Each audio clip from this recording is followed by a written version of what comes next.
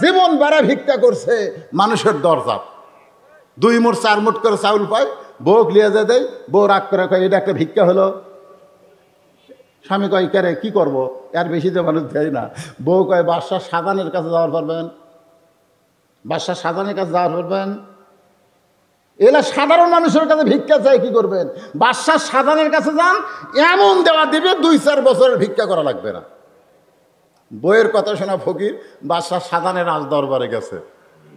একজন লোককে বলতে যে হ্যাঁ বাদশাহ সাজান কোথায়? বলো ও যে ঘরের মধ্যে ঢুকতে দাও। ফকির ঘরের কাছে যায়, দেখে দরজা বন্ধ, একটা জানালার পাল্লা খোলা আছে, ওই পাল্লা দেওয়া ভিতর দিকে তাকে দেখে একজন মানুষ। গোটা ঘরের মধ্যে কয়জন? একজন মানুষ এভাবে হাত তুলে বলতেছে, ও বাদশার বাদশাহ, তোমার দরবারে আমি ফকির, আমি ফকির বলে 2 চোখ দিয়ে দর দর করে পানি ছাড়তেছে। ফকির কই কে?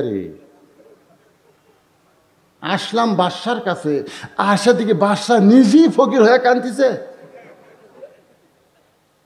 এতদিন দূরে থেকে ভাবছিলাম বাদশাহ, কিন্তু আজকে কাছে আসা দেখলাম উইও যা হামুও তাই, উইও যা হামুও তাই। এটা কিন্তু দূরে থাকা বোঝা যাবে না, এটা কাছে গেলে বোঝা লাগবে। এই জন্য আল্লাহ বলেছেন উদুখুলু ফিস সিলমি কাফা। এতদিন বারান্দার থেকে মনে করলাম এরা দামি দামি সাহাবী, হ্যাঁ, আর আজকে দেখতেছি হামুও যা এরাও তাই। আমি নিজের চোখে দেখছি ভাইজান, আমার নিজের চোখে দেখা। ডান পাশে আওয়ামী লীগ, বাম পাশে বিএনপি, মাঝখানে জামাত। হ্যাঁ আমি নিজে দেখছি 3 জন মিলে কাতার সোজা করতেছে।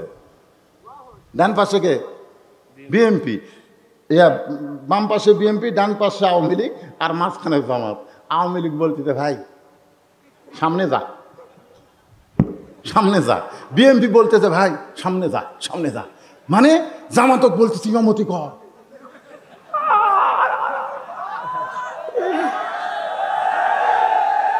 জামাত ইসলাম বলতেছে ভাই রে, তুই হইলি স্বাধীনতার স্থপতি, আর তুই হইলি স্বাধীনতার ঘোষক, আর আমি হলাম রাজাকার।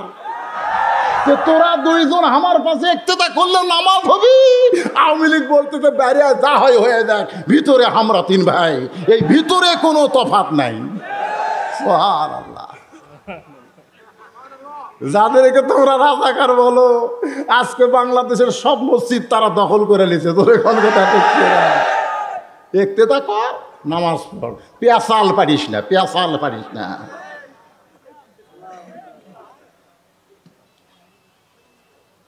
আল্লাহর বান্দার একটু মনোযোগ দেন। রাখাল চলতে চলতে একেবারে সামনে কাতারে মেহরাব বরাবর। আপনারা বলেন তো 5 ওয়াক্ত নামাজে কত রাকাত সুন্নত পড়া লাগে? এই 5 ওয়াক্ত নামাজ গেলে কয় রাকাত সুন্নত পড়াই লাগবে? না পড়লে গুনাহ হবে।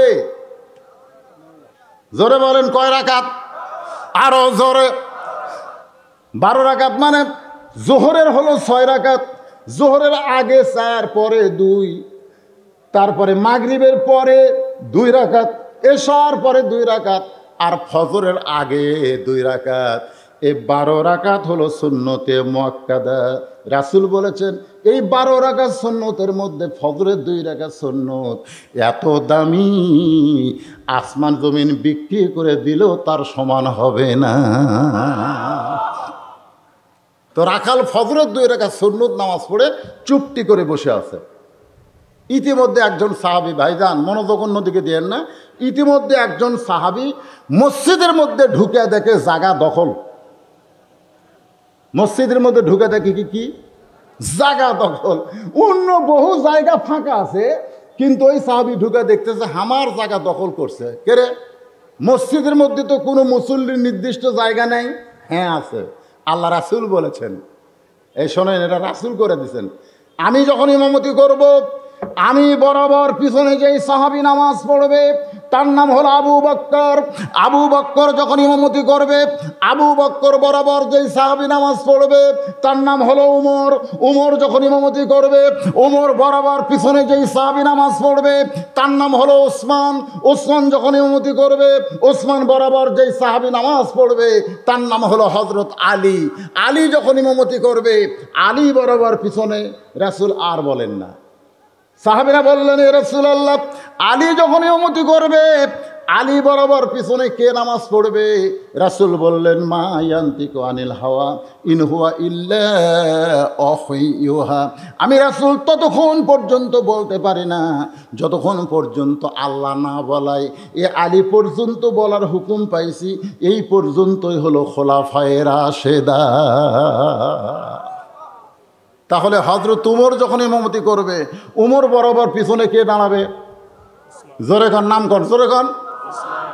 কিন্তু বসে আছে ওসমান গনি। কয়, কে রে, আমার জায়গা দখল করে বসে আছে। আল্লাহ রাসূল বলেছেন, কেউ যদি মসজিদে কোনো জায়গা দখল করে বসে থাকে, সে নিজের ইচ্ছায় যদি জায়গা না ছাড়ে, ফতোয়াটা শুনবেন, সে যদি নিজের ইচ্ছায় জায়গা না ছাড়ে, তাকে জোর করে সরানো যাবে না, ইল্লা ইমাম, শুধু ইমাম ছাড়া। মানে ইমামের জায়গা ছাড়া মসজিদের মধ্যে যত জায়গা আছে, কেউ যদি কোনো জায়গা দখল করে, সে যদি ইচ্ছা করা না ছাড়ে, তাকে জোর করে সরানো যাবে। এখন সামনে একজন অটো ভ্যানালা দাঁড়াইছে, আমি হুজুর মানুষ পিছনে গেছি দ্বিতীয় কাতারে, একজন পিছন দিক তাকে দেখতো, কে অক্ষরে দিয়ে আমাকে খাড়া করে দিল, কবিরা গুনাহ হলো। কি গুনাহ হলো? কবিরা গুনাহ হলো। কিন্তু সেই ব্যক্তি যদি পিছনে তাকায় বলে, হুজুর আপনি কেন পিছনে, সামনে আসেন, সেটা জায়েজ আছে। সে নিজের ইচ্ছায় জায়গা ছাড়াই দিয়ে যদি আপনি দেয়, সেটা জায়েজ আছে। কিন্তু তাকে আপনি সরাবার পারবেন না। তো ওসমান গনি আইসা দেখে ওই রাখালের পাশে ফাঁকা জায়গা, ওই ফাঁকা জায়গায় ফজরের 2 রাকাত সুন্নত নামাজ আদায় করলেন। ফজরের 2 রাকাত সুন্নত নামাজ আদায় করে ওসমান গনি লোকটার দিকে তাকাইছে। তাকাবে না? কি কোন তাকাবে না? আমার জায়গা দখল করে বসে আছে, এই লোকটা কে?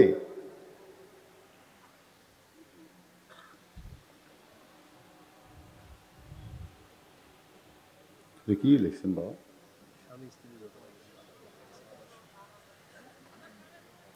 না না, স্বামী স্ত্রীর ওয়াজ করা লাগবে। এই শোনেন শোনেন, আমি কি বলতেছি, আজকে বৃষ্টি আছে, ওটা লাগবে।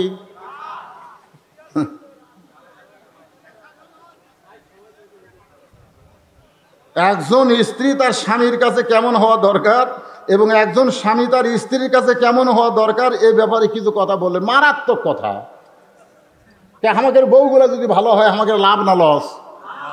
আর স্বামীগুলো যদি ভালো হয়, মেয়েদের লাভ। এই জন্যে অবশ্যই মা বোনদের ওয়াজ আমি করবো ইনশাল্লাহ।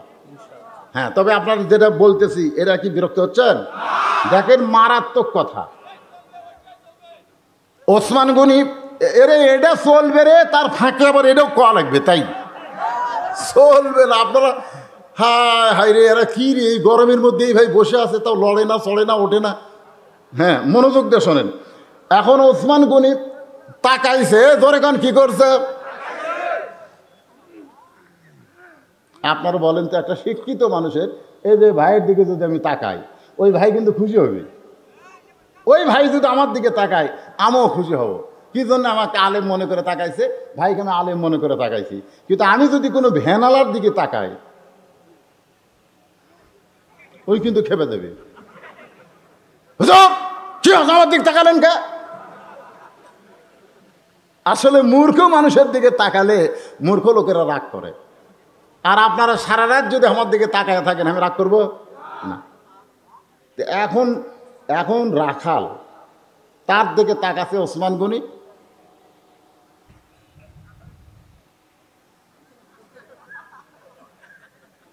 কেবল 3 বার, শোনেন হাদিসে রয়েছে, 3 বারে কেবল যেই তাকাবার আছে, রাখাল চিল্লা বলে, এই মিয়া,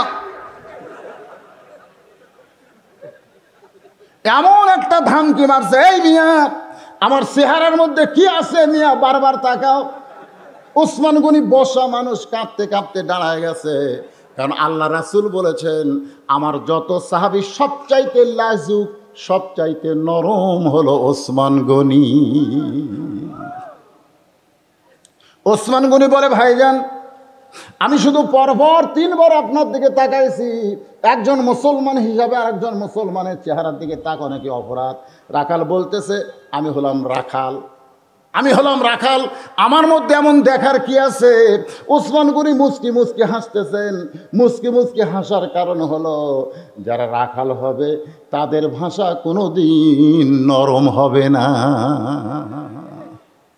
যারা রাখাল হবে তাদের ভাষা কোনোদিন নরম হবে না। এই জন্য আল্লাহ রাসূল বলেছেন প্রত্যেকটা অভিভাবককে আল্লাহ তাআলা রাখালের দায়িত্ব দিয়ে প্রেরণ করেছে। প্রত্যেকটা অভিভাবককে রাখালের দায়িত্ব, জোরে কোন কিসের দায়িত্ব? রাখালের দায়িত্ব দিয়ে প্রেরণ করেছে। আজকে আপনার মেয়ে কি করতেছে, ছেলে কি করতেছে, হয়তো বলবেন হুজুর রাখালের দায়িত্ব দিয়ে প্রেরণ করছে, এখানে ছেলে মেয়ে কি? আপনার অনেকে ভাবতেছেন যে হুজুর আমার বাড়িতে তো গরু নাই, ছাগল নাই, আমি কিসের রাখালি করব? এখানে গরু ছাগলের কথা বলছে যে প্রত্যেকটা অভিভাবককে আল্লাহ রাখালের দায়িত্ব দিচ্ছে।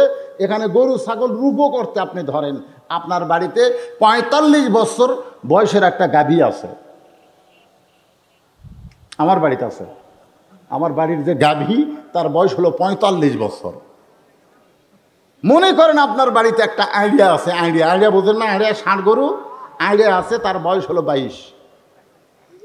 আপনার বাড়িতে একটা বকনা আছে, বকনা ও যে মেয়া গরু, তার নাম আমাদের বগুড়াতে বকনা কয়, এই বকনার বয়স হলো 16।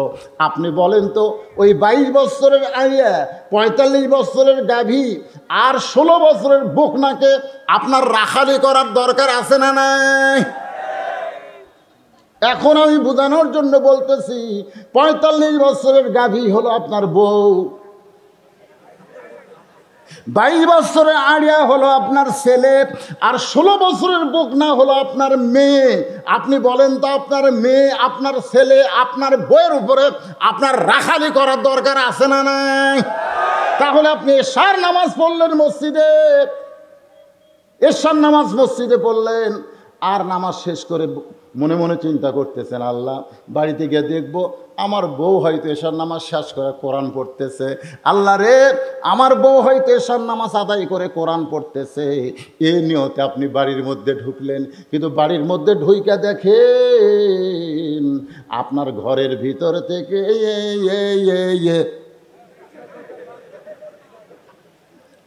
স্টার জলসা জি বাংলা ওই পূজার বাদ্য লোলো করে বাজতেছে। আপনি কি করলেন? আপনি যাই দেখেন আপনার গাভী মানে আপনার বউ স্টার জলসা দেখতেছে। আপনি তখন কি করবেন? আপনি এশার নামাজ পড়লেন, আপনি একজন রাখাল হয়ে এশার নামাজ পড়লেন, আর আপনার গাভী ভারতের চ্যানেল দেখতেছে। আপনার করার কিছু নাই, এই করার কিছু নাই। কি করছেন?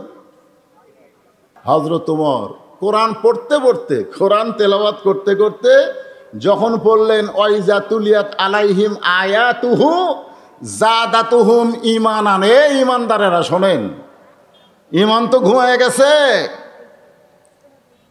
দিনের পর জিনিসের দাম বাড়তেছে, মানুষ কথা কয় না,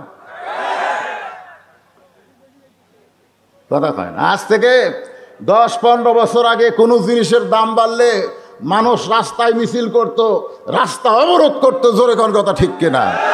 আর এখন সব জিনিসের দাম বাইরে গেছে, একটা মানুষও কথা কয় না, সবাই বলে চুপ করে থাক, কথা বললেই বিপদ, কথা বললেই বিপদ। যখন আপনি কথা বলাকে বিপদ মনে করবেন তখন বুঝবেন আপনার ইমানদার নাই, আপনি বেঈমান অটোমেটিক হয়ে গেছে। হক কথা বলার সময় যে জবান খোলে না, মৃত্যুর সময় আল্লাহ তার জবানে কলেমা নসিব করাবে না। এই জন্য যুবকেরা একটু মনোযোগ দিয়ে শোনেন। ওমর ফারুক আল্লাহর কোরআনের পাওয়ার, এই কোরআনের শক্তি দেখার জন্যে ছদ্মবেশে মদিনার অলি গলি ঘোরা শুরু করলেন। হঠাৎ হযরত ওমর দেখতে পাই 2 পাহাড়ের মাঝখানে বিস্তীর্ণ মরুভূমি, ওই মরুভূমির ভিতরে একজন রাখাল উট আর দুম্বা চড়ায়। ওমর ফারুক আল্লাহর কোরআন দেখার জন্যে, সুবহানাল্লাহ কোন, আল্লাহর কোরআন দেখার জন্যে রাখালের কাছে গিয়া সালাম দিলেন, আসসালামু আলাইকুম রাখাল ভাই, আমার পেটে ক্ষুধা লাগছে, আমি উটের এক পেয়ালা দুধ চাই। দেখছেন, কোরআন দেখবেন কার কাছে? আপনি কি মনে করতেছেন যখন কোরআন দিয়ে বাংলাদেশ চলবে তখন সকলের কাছে আল্লাহর কোরআন পৌঁছে যাবে? ধরে কোন কথা ঠিক কিনা? আসসালামু আলাইকুম রাখাল ভাই, আমার পেটে ক্ষুধা লাগছে, উটের এক পেয়ালা দুধ চাই। রাখাল মুস্কি মুস্কি হাসে। ওমর ফারুক বলে, রাখাল হাসো কেন? বলে, হাসার কারণ হলো তুমি যে আমারে সালাম দিলে, উটের এক পেয়ালা দুধ চাইলা, তোমার পরিচয় কি? একটা পরিচয় লাগবে তো, লাগবে না? ওমর ফারুক চিন্তায় পড়ে গেলেন যে অর্ধ পৃথিবীর খলিফা হয়ে আমি ছদ্মবেশ ধারণ করেছি, এই মুহূর্তে যদি আমি পরিচয় দেই তাহলে তো আমার গুমুর ফাঁস হয়ে যায়।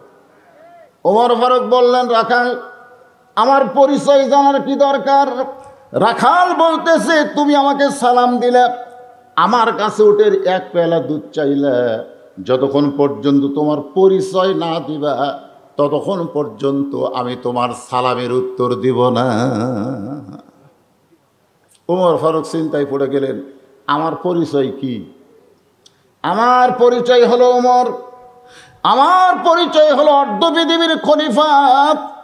এমন সময় আল্লাহর কোরআন বলতেছে, ওমর তোমার পরিচয় ওমর নয়, তোমার পরিচয় অর্ধ পৃথিবীর খলিফা নয়, তোমার পরিচয় হলো মিল্লাতা আবিকুম ইব্রাহিম হুয়া সাম্মাকুমুল মুসলিমিন। তোমার পরিচয় জয় বাংলা, জয় বাংলা। তোমার পরিচয় হলো মিল্লাত আবিকুম ইব্রাহিম হুয়া সাম্মাকুমুল মুসলিমিন। উমর তোমার পরিচয় উমর না, তোমার পরিচয় তুমি অর্ধ পৃথিবীর খলিফা না, তোমার পরিচয় হলো তোমার জাতির পিতা ইব্রাহিম, তোমার নাম রেখেছে মুসলমান। তাহলে আমাদের সকলের পরিচয় কি? যারা বলবেন না মরার সময় কি হয়ে মরবেন, আল্লাহ বলেছেন লা তামুতুন্না, মৃত্যুবরণ করিস না, ইল্লা ওয়া আনতুম মুসলিমুন, যতক্ষণ মুসলমান না হবে ততক্ষণ পর্যন্ত মৃত্যুবরণ করা যাবে না। এ কথা কার? তাহলে জীবিত অবস্থায় আমাদের পরিচয় কি হবে? আরো জোরে, জোরসে বলুন, জোর হলো না, আরো জোরে। ওমর ফারুক বললেন, রাখাল আমার পরিচয় যখন জানতে চাচ্ছ, আমার পরিচয় হলো মুসলমান। রাখাল মুসকি মুসকি হাসে। ওমর ফারুক বলে, হাসো কেন? বলে, হাসার কারণ হলো আসল না নকল।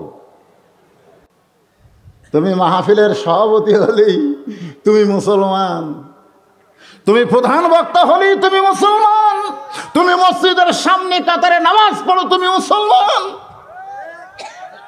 এত সহজ নয়, সহজ নয়।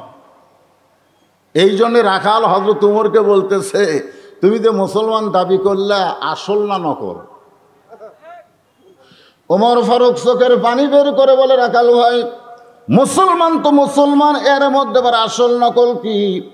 রাখাল বলতেছে, আসল মুসলমান যারা হবে তারা চাওয়ার ব্যাপারে সতর্ক থাকবে। আসল মুসলমান দরকার হলে ফাঁসির মঞ্চে যাবে, আসল মুসলমান দরকার হলে দুনিয়া থেকে বিদায় নিবে, কিন্তু রাষ্ট্রপতির কাছে বাঁচার দরখাস্ত লেগবে না। আসল মুসলমান যারা হবে তারা জাত্তার কাছে, জাত্তার কাছে।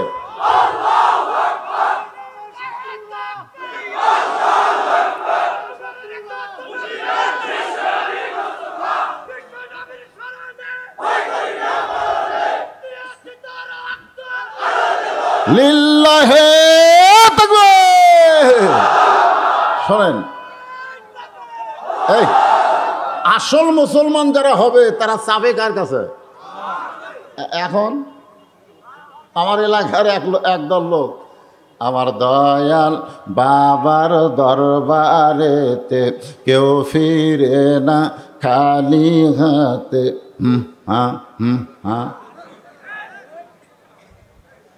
আসল মুসলমান কেবলমাত্র শুধুমাত্র ইয়্যাকা না'বুদু ওয়া ইয়্যাকা নাস্তাইন, গোলামি করি যার, চাবো তার কাছে। জোরে কোন কথা ঠিক আছে? রাখাল বলে পথিক, ওমর ফারুককে তো চেনে না, বলে পথিক তুমি যদি আসল মুসলমান হও তুমি দুধ চাইছো কার কাছে?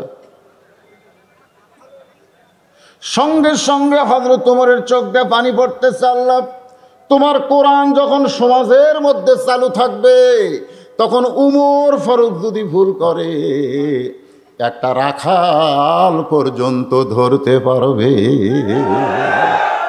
আজকে বাংলাদেশে কোনো জায়গায় কোরআন চালু নাই, শুধু একটা জায়গায় কোরআন চালু আছে, সেই জায়গার নাম হলো মসজিদ। জোরে বলেন জায়গার নাম কি? মসজিদে ইমাম সাহেব আসরের নামাজের 3 রাকাতে যদি বসে, একটা অটো ভ্যান চালক লোকমা দিবার পারে কি পারে না? ইমাম সাহেব দাওরা পাস, ইমাম সাহেব টাইটেল পাস, কিন্তু 4 রাকাত আসরের 3 রাকাতে বসেছে। যেই মাত্র বসেছে অটো ভ্যান চলায়, ওই 3 নম্বর কাতার থেকে আল্লাহু আকবার, আল্লাহু আকবার। এখন বলেন, ইমাম যদি মনে মনে কয় আমি টাইটেল পাস, দাওরা পাস, আমি আজকে স্বৈরাচারী, বসছি তো বসছি আর উঠবো না, বসছি তো বসছি আর উঠবো না, এই মনে করে ইমাম যদি বসাই থাকে, আপনারা বলেন তো মসজিদের সব মুসল্লি অটো ভ্যানালার পক্ষে হবে না ইমামের পক্ষে হবে? ইমাম কিন্তু নেতা, কিন্তু নেতা ভুল করার পরে যদি ভুলকে সংশোধন না করে স্বৈরাচারী অবস্থায় থাকে, তখন মসজিদ সমস্ত মুসল্লি ওই অটো ভ্যানওয়ালার পক্ষে যায়।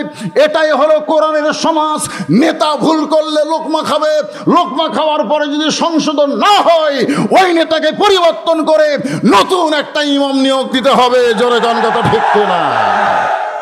আপনারা বলেন তো, বাংলাদেশের অন্য কোনো জায়গায় লোকমা দিলে শোনে? খালি এক জায়গায় শোনে, সেটা হলো মসজিদ। আচ্ছা কেন শোনে কন তো? মসজিদে লোকমা দিলে কেন ইমাম খেয়াল করে? না না, এখানে আর একটা কারণ আছে। কারণটা হলো কি, এভাবে দেখাচ্ছে, দেখান, এই যে দেখতেছেন না হুজুর, ওটা হলো আমার জায়গা। ওর সাইডে যেটা দেখতেছেন ওটা আমার ভাইয়ের, ওই সাইডে আমার চাচার, আর এই সাইডে যা দেখতেছেন সব আমার বাপের। তো সবই যদি তোমাকে হয়, আল্লাহর কোনটা?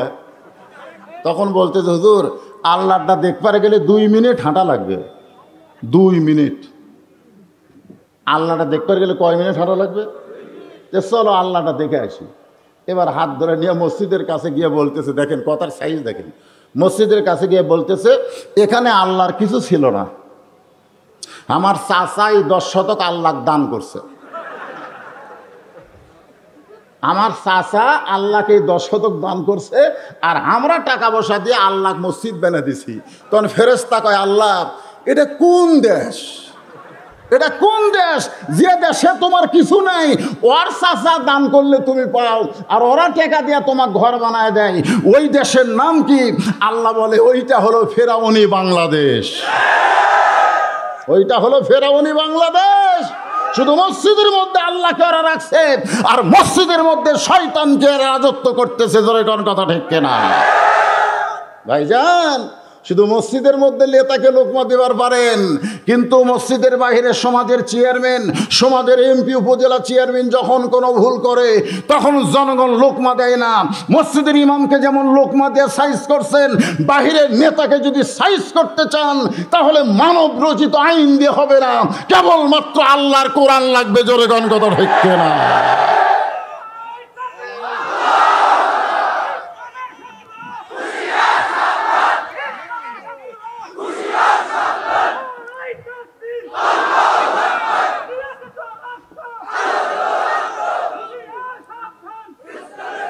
লিল্লাহে তাকবীর।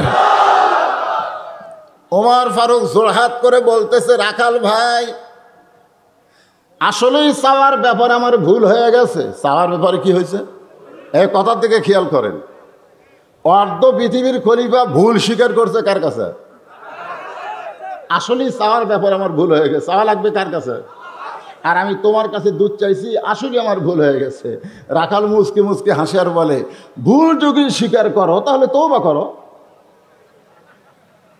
কারণ ভুল স্বীকারের মাপ আছে না নাই? জোরে কোন আছে না নাই?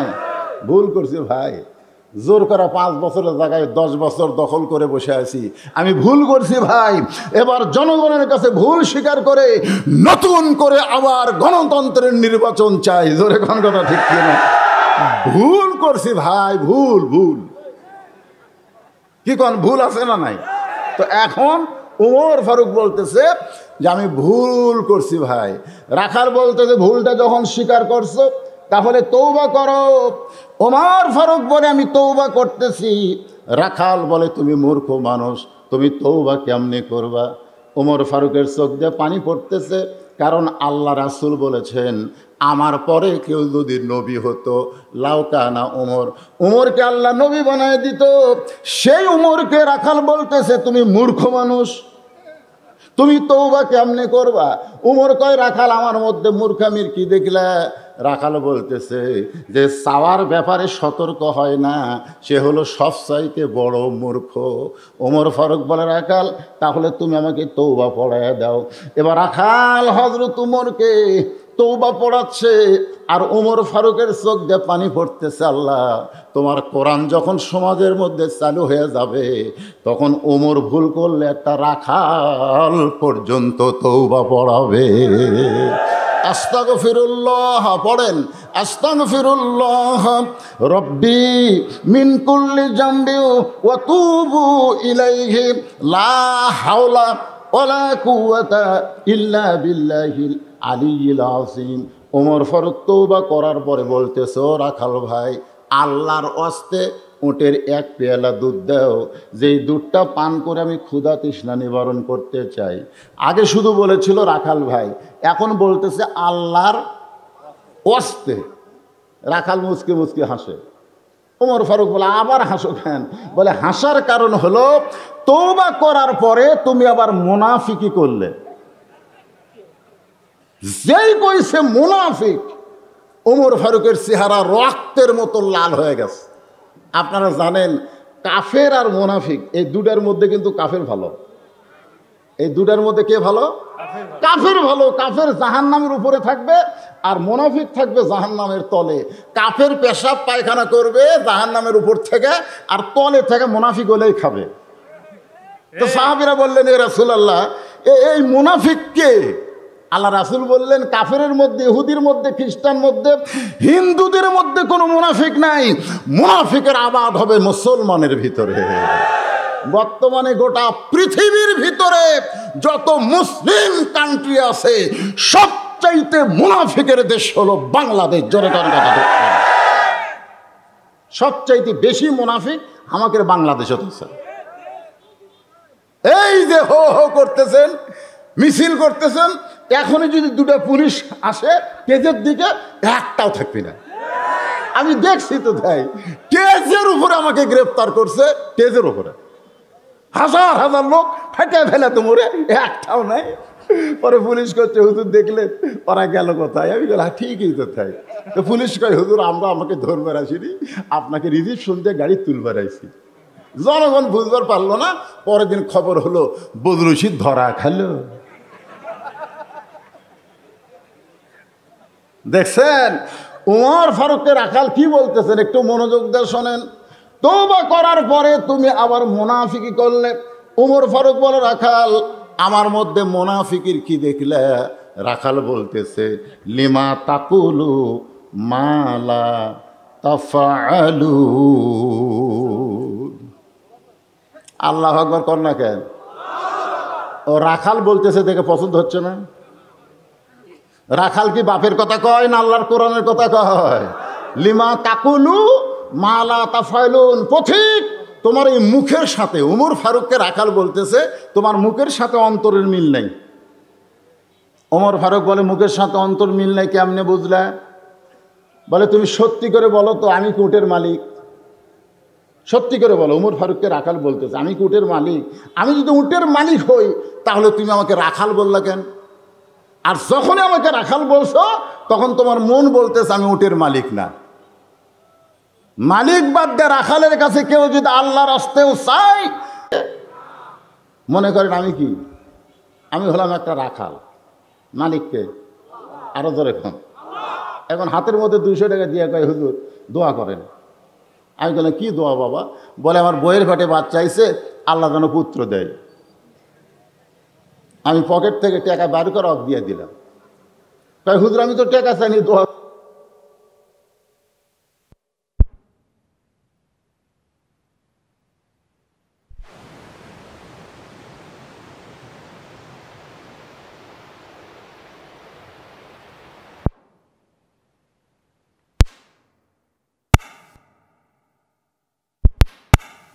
তাই যাও, বলে যেই হুজুরের বেটা চলাছে আমি তার কাছে যাব।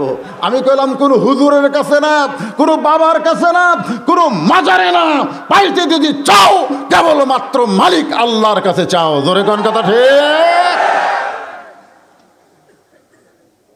রাখাল বলে পথিক, হযরত উমরকে বলতেছে সত্যি যদি আল্লাহর হস্তে ওটের এক পেয়ালা দুধ চাও, তাহলে এখান থেকে 10 মাইল দূরে মালিকের বাড়ি। সেই মালিকের বাড়িতে গিয়ে বলো মালিক তোমার রাখাল উট আর দুম্বা চড়াই, তুমি মালিক যদি হুকুম দাও তাহলে রাখাল আল্লাহর হস্তে ওটের এক পেয়ালা দুধ দিবে। ওমর ফারুক বলে রাখাল ভাই অত দূর মালিকের বাড়ি যাওয়ার দরকার আমার নাই, বরং তোমাকে 2টা টাকা দিলাম, এই 2টা টাকার বিনিময়ে তুমি উটের এক পেয়ালা দুধ দাও। রাখাল চারিদিকে তাকায়, এভাবে চারিদিকে তাকায় বলে পথিক তুমি কি হযরত ওমরকে চিনো? রাখাল এভাবে চারিদিকে তাকাই বলে পথিক তুমি কি হযরত ওমরকে চিনো? উমরের গুপ্ত বাহিনী যদি দূর থেকে দেখবার পায় যে তুমি আমাকে 2 টাকা ঘুষ দিছো আর আমি মালিক বাদ দিয়ে তোমাকে এক পেয়ালা দুধ দিছি, তাহলে তোমাকেও ধরবে এবং আমাকেও ধরবে। এই বয়সে কি তোমার ধরার ভয় নাই? ওমর ফারুক বলে রাখাল ভাই তাহলে চলো আমরা পাহাড়ের গুহার মধ্যে যাই, ওই গুহার মধ্যে গিয়ে তোমাকে গোপনে 2টা টাকা দিব আর গোপনে উটের এক পেয়ালা দুধ দিবে, তাহলে উমরের গুপ্ত বাহিনীও ধরতে পারবে না, তোমার মালিকেও জানতে পারবে না। সঙ্গে সঙ্গে রাখাল বলে ভণ্ড, তুমি ভণ্ড, তুমি ভণ্ড। ওমর ফারুক বলে রাখাল আমার মধ্যে ভণ্ডামির কি দেখলা? রাখাল বলে পথিক পাহাড়ের গুহার মধ্যে দেওয়া না করলে উমরের গুপ্ত বাহিনী দেখতে পাবে না, আমার মালিক জানতে পারবে না, কিন্তু আমার আল্লাহ সব দেখতে পায়। সঙ্গে সঙ্গে হযরত ওমর এক দৌড়ে পাহাড়ের পাদদেশে গিয়ে 2 রাকাত নামাজ পড়ে আল্লাহর কোরআন চুমো দিয়ে বলতেছে আল্লাহ তোমার কোরআনের এত পাওয়ার, দুনিয়ার কোনো পুলিশ লাগে না, দুনিয়ার কোনো র্যাব লাগে না, বান্দা যেখানে অপরাধ করে কেউ না দেখলে দেখে কে? ওমর ফারুক আল্লাহর কাছে কাঁদতেছে আর বলতেছে আল্লাহ আজকে আমি পবিত্র কোরআন রাখালের ভিতরে দেখতে পেলাম। এ রাখাল শুধু রাখাল নয়, আল্লাহর একটা বাস্তব কোরআন। জোরে গান সুবহানাল্লাহ। ওমর ফারুক কাঁদতেছে কার কাছে? ইতিমধ্যে পিছনে রাখাল এসে বলে যতই কান্দো উটের দুধ তোমার ভাগ্যে নাই। ওমর ফারুক বলে রাখাল ভাই উটের দুধের কোনো দরকার আমার নাই, আমি শুধু জানতে চাই। এখান থেকে ওয়াজটা মনোযোগ দিয়ে শুনবেন। ওমর ফারুক রাখালকে বলতেছে আমি শুধু জানতে চাই তুমি না দেখা আল্লাহকে কলিজার মধ্যে জায়গা দিয়ে তুমি যে আল্লাহর কোরআন অনুযায়ী চলতেছো, এর বিনিময়ে তোমার চাহিদা কি? এই কোরআনের দল করে তুমি যে জেলের মধ্যে তুমি রিমান্ডে আছো, আমির হামজার মতো কোরআনের সুন্দর আলোচনা করার পরে আজকে বছরের পর বছর জেলখানায় বন্দী আছে, আমির হামজাকে কেউ যদি জিজ্ঞাসা করে এই যে কোরআনের ওয়াজ করার পরে তুমি জেলখানায় বন্দী আছো, তোমার চাহিদা কি? কি চাহিদা নাই? কি কোন চাহিদা নাই? ওমর ফারুক বলতেছে রাখাল না দেখা আল্লাহকে কলিজার মধ্যে জায়গা দিয়ে আল্লাহর কোরআন অনুযায়ী তুমি চলতেছো, তোমার ভালো একটা চাকরি নাই, তোমার ভালো একটা বাড়িও নাই, তোমার ভালো একটা খাবারও নাই, এরপরও আল্লাহর কোরআন অনুযায়ী চলার পিছনে তোমার চাহিদা কি? সঙ্গে সঙ্গে রাখাল মুচকি হেসে পবিত্র কোরআন থেকে একটা আয়াত তেলাওয়াত করলেন।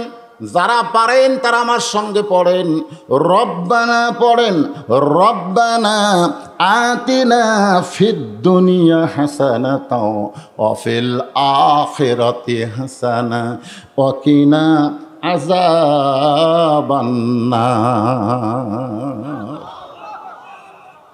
ওমর ফারুক বলতেছে, রাখাল ভাই, আমি তোমার চাহিদার কথা জানতে চাইলাম, আর তুমি আল্লাহর কোরআন শুনে দিলে, ব্যাপার কি? রাখাল বলে, তুমি আসলেই মূর্খ। কাকে বলতেছে? হযরত ওমর রে, যে নবীর পরে নবী হওয়ার যোগ্যতা রাখে, তাকে রাখাল বলতেছে তুমি আসলেই মূর্খ। আমি এই কোরআনের আয়াত দিয়ে কি বললাম মিয়া, তুমি বুঝলে না? ওমর ফারুক বলে, ভাই আমি আসলেই মূর্খ, আমাকে একটু বুঝাই দাও। রাখাল বলতেছে, এই যে আল্লাহর কোরআন অনুযায়ী চলার পিছনে আমার চাহিদা হলো দুইটা। জোরে কোন কয়টা? এক নম্বর চাহিদা হলো, যেই কোরআন আল্লাহর আইন চালু করার জন্য হযরত ওমর অর্ধ পৃথিবীর খলিফা, সেই খলিফাতুল মুসলিমিন হযরত ওমরকে দুনিয়ার জীবনে যদি একটা বার দেখতে পাইতাম ফিদ দুনিয়া হাসানা, তাহলে আমার দুনিয়ার চাহিদা আল্লাহ পুরা করত। ওমর ফারুকের মতন মহামানব যদি কোরআনের আইন চালু না করত, আমার মতন রাখাল কি কোরআন অনুযায়ী চলতে পারত? সেই মহামানব হযরত ওমরকে শুধু একটা বার, ভাই এই দুনিয়াতে আমার একটা বার একটু দেখার চাহিদা। আমার দুই নম্বর চাহিদা হলো, আমি রাখাল যখন মরে যাব, অধম রাখালকে আল্লাহ যেন জান্নাত দেয়, অবিল আখিরাতি হাসানা ওয়া কিনা আযাবান নার। আমার দুই নম্বর চাহিদা হলো, আমি রাখাল যখন মরে যাব, আল্লাহ যেন এই কোরআন আমল করার কারণে আমাকে জান্নাত দেয়। তাহলে রাখালের চাহিদা কয়টা? এক নম্বর চাহিদা হলো হযরত ওমরকে এক নজর দেখবে, আর দুই নম্বর চাহিদা হলো মরে গেলে জান্নাতে যাবে। হযরত ওমর দৌড়ে এসে রাখালের হাতটা আমার হাতের দিকে তাকান, এভাবে খফ করে ধরে 3 বার চুমা খাইছে। রাখাল বলে, পাগল নাকি রে, আমার ঘামা হাতে তুমি চুমা খাও? ওমর ফারুক বলে, রাখাল তোমার দুই নম্বর চাহিদা আল্লাহ পুরা করছে। পুরা করবে না, পুরা করবে না, পুরা করছে। আচ্ছা, পুরা করছে মানে কি বুঝতেছেন? আশারে মুবাশশারা 10 জন সাহাবী, রাসূল বলেছেন আশারে মুবাশশারা 10 জন সাহাবী, এরা কি জান্নাত পাবে না পাছে? পাইছে। ওমর ফারুক বলতেছেন, তোমার দুই নম্বর চাহিদা আল্লাহ পুরা করছে, মরার সঙ্গে সঙ্গে আল্লাহ তোমার জন্য 8টা জান্নাতের দরজা খুলে দিবে। আপনারা তো সুবহানাল্লাহ বলেন, কিন্তু রাখাল সুবহানাল্লাহ কয় না। ওমর ফারুক বলে, রাখাল তোমার দুই নম্বর চাহিদা আল্লাহ পুরা করছে, এইটা শোনার পরে তুমি কি খুশি না? রাখাল বলতেছে, ভাই এতক্ষণ মনে করছিলাম তুমি বোকা, কিন্তু এখন দেখতেছি তুমি চালাক। মরে গেলে জান্নাত পাবো, এই বাকির কথা তুমি ভালোই কও, কিন্তু হযরত ওমরকে এক নজর দেখতে পাবো, সেই নগদ কথা বলতে তোমার কোন জায়গাত বাজে? হ্যাঁ, একটা হলো নগদ, একটা হলো বাকি। হযরত ওমরকে দুনিয়াতে দেখা হলো কি? নগদ। জোরে কোন দেখা হলো কি? নগদ। একটা ভালো নেতা দেখা এটা ভাগ্যের ব্যাপার। আমাদের বাংলাদেশে যত নেতা দেখতেছি, আপনারা কি ওমর ফারুকের মতো নেতা দেখতে চান না?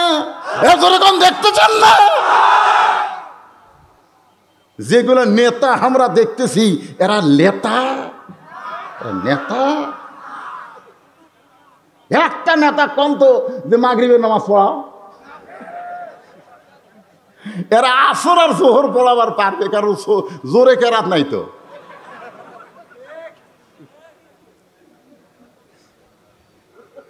রাখাল বলতেছে, মরে গেলে জান্নাত পাবো, এই কথা তুমি সহজেই বলতে পারো, কিন্তু হযরত ওমরকে এক নজর দেখব, এই নগদ কথা বলতে তোমার কোন জায়গায় বাজে? ওমরের চোখ দিয়ে দর দর করে পানি পড়তেছে। পানি পড়ার কারণ হলো, যে রাখাল আমাকে তওবা পড়াইছে, যেই রাখাল আমাকে মুনাফিক কইছে, যেই রাখাল আমাকে ভণ্ড কইছে, এখন যদি বলি আমি ওমর, বলাও সারা, রাখাল হার্ট ফেল করে মরাও সারা। জোরে গন কথা ঠিক কিনা? আমার কথা কি বুঝতেছেন না? ওমর ফারুক কিন্তু চিন্তা করতেছে, যে রাখাল আমার তওবা পড়ালো, যে রাখাল আমাকে মুনাফিক হলো, যে রাখাল আমাকে ভণ্ড করছে, এখন যদি রাখালের সামনে বলি ভাই তুমি যে উমরক দেখবার চাও আমি সেই উমর, এ বলাও সারা মরাও সারা। জোরে কোন কথা ঠিক কিনা? কারণ বাংলাদেশে হঠাৎ কিছুতে মানুষ হার্ট ফেল করে। বর্তমান সরকার করোনা দূর করার জন্য বহু চেষ্টা করেছে, কিন্তু দ্রব্যমূল্য দিন দিন বাড়ার কারণে অনেক লোক হার্ট ফেল করে মারা যাচ্ছে। জোরে কোন কথা ঠিক কিনা? অনেক লোক হার্ট ফেল করে মারা যাচ্ছে। আগের দিন কিনছে 86 টাকা চাউমিন তেল, পরের দিন কিনবে যে 200, মরাও সারা। আপনি জানেন 3 বছরে করোনা হয়ে মরছে 30,000, আর প্রত্যেক বছর হার্ট ফেল হয়ে মরতেছে 55,000। প্রতি বছর ক্যান্সার হাসপাতালতে বলছে প্রতি বছর ক্যান্সার হয়ে 50,000-এর মতো মানুষ বাংলাদেশে মারা যাচ্ছে। ক্যান্সার হয়ে মরতেছে, হার্ট ফেল হয়ে মরতেছে, এই রোগের কোনো চিন্তা সরকারের নাই। আর করোনা হয়ে মরলে কোরআনের মাহফিল বন্ধ করা যায়। জোরে কর কথা ঠিক না? হায় হায় হায় হায়, কি যে দোহাই দিছিল ভাই। ওমর ফারুক চিন্তায় পড়ে গেলেন। এখন যদি বলি আমি ওমর, এ বাবা এই তোমরা সামনে কি করো, যদি পছন্দ না হয়, ওয়াজ ভালো না লাগে, গত বছর করা আছে, এবছরও কয়টা বাজলো 11টা 41, 12টা বন্ধু শুনবেন না?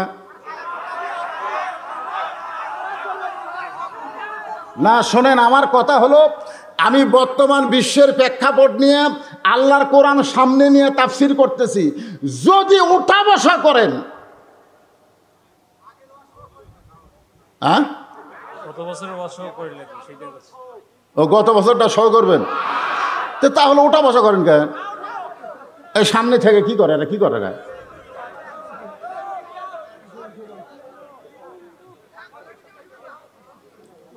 একটু মনোযোগ দিয়ে শুনবেন, গুরুত্বপূর্ণ কথা।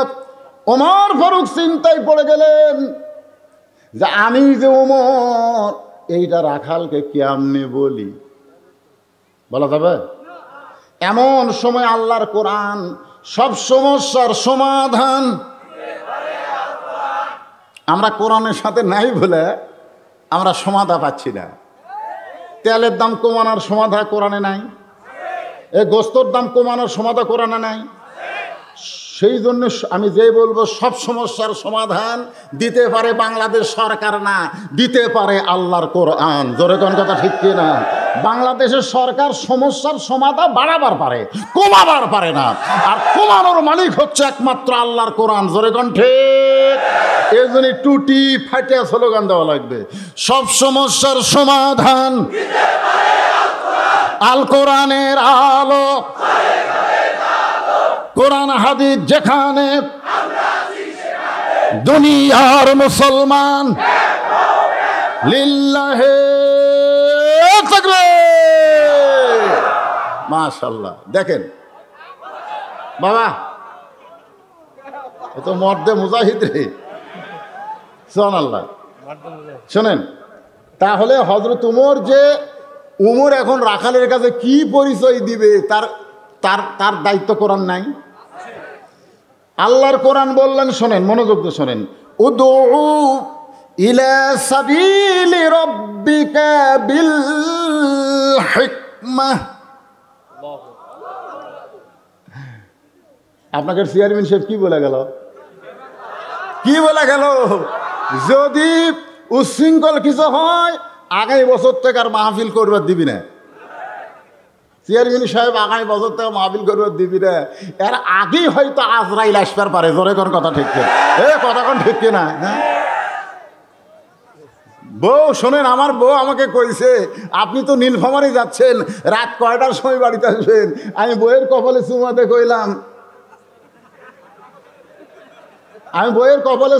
কইলাম, বাড়িতে আসার কোনো গ্যারান্টি নাই। বউ কয় কেন? বলে রাস্তার মধ্যে যদি আজরাইল ধরে। আমার বউ চমকটা কয়, আরে এতদিন আপনাকে পুলিশ ধরা, র্যাব ধরার চিন্তা করছি, কিন্তু আজরাইল ধরার চিন্তা তো করিনি। চেয়ারম্যান সাহেব, আগামী বছর পর্যন্ত কি গ্যারান্টি আছে? শোনেন, কোনো কোনো ইয়ে আছে? এখান থেকে উঠে বাড়িতে যাবেন তার কোনো গ্যারান্টি আছে? যে কোনো সময়।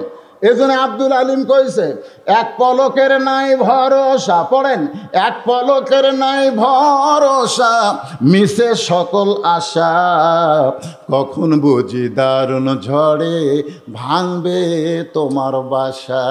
আমার হীরামন পাখি, আমার প্রাণ পাখি, তোরে কোথায় রাখি পাখি রে, সবই মিশে আর ফাঁকি। এখানে কয়টা ছেলের আসলে অসুবিধা হচ্ছে, মানে এইটা আমার মুখের কাছে থাকে তো ওরা তো আমাকে দেখতে পাচ্ছে না, এই জন্য একটু সমস্যা হচ্ছে। আপনারা যে মতো দেখতে পাচ্ছেন এরা তা পাচ্ছে না, এই জন্য ও আস্তে এদের উপরে তাসির কম করতেছে। এবার মাঝে মধ্যে আমি মাথা এরকম করম, বুঝলি? আল্লাহ কোরআনে বললেন, উদউ ইলা সাবিল রাব্বিকা বিল হিকমা। এই আয়াতের বাংলা অর্থ হলো, ডাইরেক্ট যখন বলবার পারবা না, ডাইরেক্ট বলার যদি কোনো পরিবেশ না থাকে, তাহলে হিকমতের সাথে বলা লাগবে। জোরে কোন ঠিক কিনা? বর্তমানে হয়তো অনেক জায়গায় আমরা বক্তারা ডাইরেক্ট অ্যাকশন দিবার পারতেছি না, তাই বলে তো অ্যাকশন বাদ দেওয়া যাবে না, ওটা হিকমতের মার মারা লাগবে। জোরে কোন কথা ঠিক কিনা? ওমর ফারুক চিন্তা করলেন, আমি যে ওমর, এইটা ডাইরেক্ট রাখালকে বলা যাবে না, বললে রাখাল হাত ফেল করবে। এই জন্যে হিকমতের সঙ্গে দাওয়াত দিয়ে বলতেছেন, রাখাল ভাই, তুমি যদি সত্যি হজরত ওমরকে দেখবার চাও, তাহলে ফজরের নামাজ তোমাকে সামনে কাতারে আদায় করা লাগবে।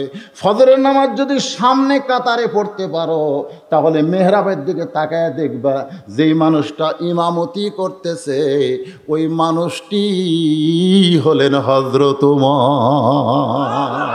তার মানে বোঝা গেল, কোরআন দিয়ে যখন রাষ্ট্র চলবে, প্রত্যেকটা মেম্বার, প্রত্যেকটা চেয়ারম্যান, প্রত্যেকটা এমপি, প্রত্যেকটা মন্ত্রীকে মসজিদের ইমাম হওয়া লাগবে। ফজরের নামাজ সামনে কাতারে পড়বে, তাহলে দেখবে মেহরাবের মধ্যে যায় আল্লাহু আকবার কয়, ইমামতি করে না, ওটাই উমর। এটা না কয়ে এর নাম কি? এর নাম কি? তা আমি আপনাদেরকে ডাইরেক্ট বলবো না, তাই বলে কি বলবো না, এইভাবে বলবো, ঠিক আছে? তাই বলে মনে করেন না যে হক কথা বাদ দিয়ে সে বক্তা ওয়াজ করে জাহান্নামের কিছু দিয়ে আল্লাহ জিব্বা কাটবে, সে বক্তা আমি না।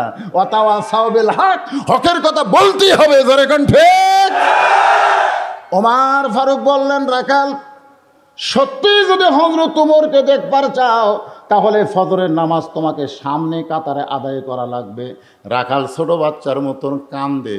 ওমর বলে, রাখাল কান্দো কেন? বলে, আমি রাখাল হওয়ার কারণে মসজিদের বারান্দায় নামাজ পড়ি, মসজিদের ভিতরে ঢোকার সাহস আমি কোনোদিন পাই না। মসজিদের মধ্যে নবীর দামি দামি সাহাবি, ওই দামি দামি সাহাবির মধ্যে আমি রাখাল কেমনে যাই? এই জন্যে আমি বারান্দায় নামাজ পড়ি ভাই। ওমর ফারুক রাখালের হাতটা ধরে বলতেছে, মসজিদের মধ্যে দামি দামি আর তুমি রাখাল কম দামি, এ কথা তোমাকে বুঝাইছে কে? ইসলামে এই কথা আছে যে তুমি রাখাল কম দামি আর মসজিদের মধ্যে দামি দামি, এই কথা তো ইসলামে নাই। ইসলামে আছে, ইন্না আকরামাকুম ইনদাল্লাহি আতকাকুম। ওই ব্যক্তি সবচাইতে দামি হবে যার কলিজার মধ্যে রাষ্ট্রপতির ভয় না, সরকারের ভয় না, পুলিশ সাহেবের ভয় না, কেবলমাত্র আল্লাহর ভয় থাকবে। জোরে কোন কথা ঠিক? আল্লাহ কোরআনে বলেছে, ইন্না আকরামাকুম ইনদাল্লাহি আতকাকুম। হুজুর, ইমাম দামি না, ওই যে মুরব্বী কান্দে লাইট নিয়ে বারবার দাঁড়ায় স্লোগান দিচ্ছে, ও হচ্ছে দামি লোক। জোরে কোন কথা ঠিক কিনা? আমি সিয়ারত বস থেকে মজা মারে ফজা মারতেছি, মনে করতেছেন আমি আগে জান্নাতে যাব। আমার অনেক আগে ওই মুরব্বীকে আল্লাহ জান্নাত দিয়ে দিবে। বক্তা, তুমি সেই খাওয়া খাইছো, আবার যাওয়ার সময় সেই টাকা নিয়ে তুমি যাবা, আর ওই মুরব্বীর এক পয়সাও নাই, দরকার হলে 10 টাকা গামছার দান করছে। তোরে কোন ঠিক কিনা ভাই? ইন্না আকরামাকুম ইনদাল্লাহি আতকাকুম ওমর ফারুক বললেন, রাখাল তুমি বারান্দায় নামাজ পড়ো তাই তুমি কম দামি, আর মসজিদের মধ্যে যারা নামাজ পড়ে তারা দামি। এ কথা তোমাকে কে বুঝাইছে? যার কলিজার মধ্যে আল্লাহর বেশি ভয় সে সব চাইতে সম্মানিত হয়। বরং তুমি আগামীকাল ফজরের নামাজ সামনে কাতারে পড়বে। কি করছে? রাখাল বলতেছে, তাহলে আজকে এশার নামাজ পড়ে আমি আর বাড়ি যাচ্ছি না। দেখেন হিকমত কি, বলে এশার নামাজ পড়ে আমি আর বাড়িতে যাচ্ছি না। ওমর ফারুক বলে, কেন? বলে এশার নামাজ পড়ে যদি বাড়ি যাই তাহলে ফজরের নামাজ সামনে কাতারে পড়া যাবে। ওমর ফারুক বললেন, রাখাল তোমার কাছে আমি জানতে চাচ্ছি যে 2 ওয়াক্ত নামাজের সময় আল্লাহ লম্বা করে দিছে কেন? 2 ওয়াক্ত, একটা হলো এশা থেকে ফজর আর একটা হলো ফজর থেকে জোহর। এই 2 ওয়াক্ত নামাজের সময় লম্বা কেন? আসর, মাগরিব, এশা খালি লাগালাগি, জোরে কোন কথা ঠিক কিনা? এই দেখেন আসর শেষ করতে কিছুক্ষণ পরই মাগরিব, এই মাগরিব শেষ না হতে এশা শুরু হয়ে গেছে। কিন্তু এশা থেকে ফজর আর ফজর থেকে জোহর এই 2 ওয়াক্ত লম্বা কেন? রাখাল বলতে যে, ভাই আমি তো বলতে পারবো না। ওমর ফারুক বললেন, তাহলে শোনো, ফজর থেকে জোহর আল্লাহ লম্বা করে দেওয়ার কারণে ফজর থেকে জোহরের মাঝখানে যে সময়টা থাকবে এই সময় চাকরি বাকরি ব্যবসা বাণিজ্য করবে, খেতে খামারে কাজকাম করবে। এই কাজকাম করতে গিয়া, চাকরি বাকরি ব্যবসা বাণিজ্য করতে গিয়া মাথার ব্রেন ক্ষয় হবে, শরীরের ক্ষয় হবে। এই ক্ষয়টা পূরণ করার জন্যে এশা থেকে ফজর পর্যন্ত আল্লাহ লম্বা সময় দিছে। এই লম্বা সময়ের মধ্যে ঘুমায় যাবা, আল্লাহ দিনের ক্ষয় পুরা করে দিবে। তুমি যে এশার নামাজ পড়ে বাড়ির যাওয়ার চাচ্ছে না, ফজর নামাজ সামনে ধরবে, যদি ঘুম ধরে তো রাখাল বলতেছে, ঘুম যদি ধরে তাহলে মসজিদের মধ্যেই, কথাটা খেয়াল করবেন, মসজিদের মধ্যেই কোনো এক জায়গায় ঘুমায় যাব। ওমর ফারুকের চেহারা রক্তের মতন লাল। রক্তের মতন লাল কখন হয়? হায় হায় রে, রক্তের মতন চেহারা লাল করছে, কিন্তু নেতা হওয়ার কারণে ভাষা নরম। রাগ আছে এটি, মুখ দিয়ে ভাষা, কারণ নেতা রাগ কন্ট্রোল করা শেখা লাগবে। নেতা হলে গেলে আয় যার যা আছে তাই লিয়ে আয় রে, এই শালা নেতা না, এলো সন্ত্রাসী, জোরে কোন কথা ঠিক না, যার যা আছে তাই নিয়ে আসো, ওই নেতা ওই হলো ডাকাত।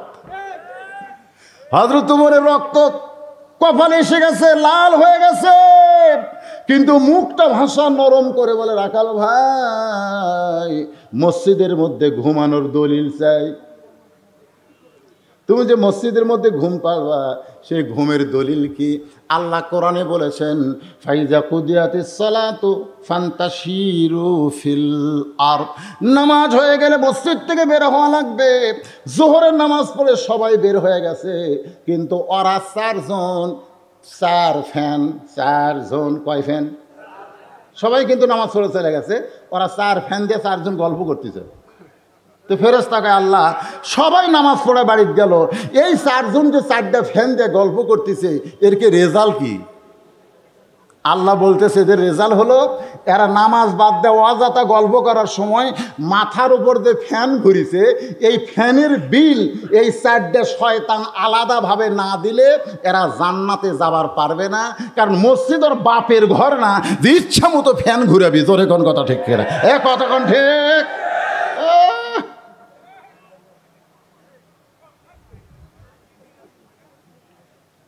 অনেকে কয় চলো মসজিদের যা ঘুম পাড়ি, চলো মসজিদ ঘুম পাড়ি।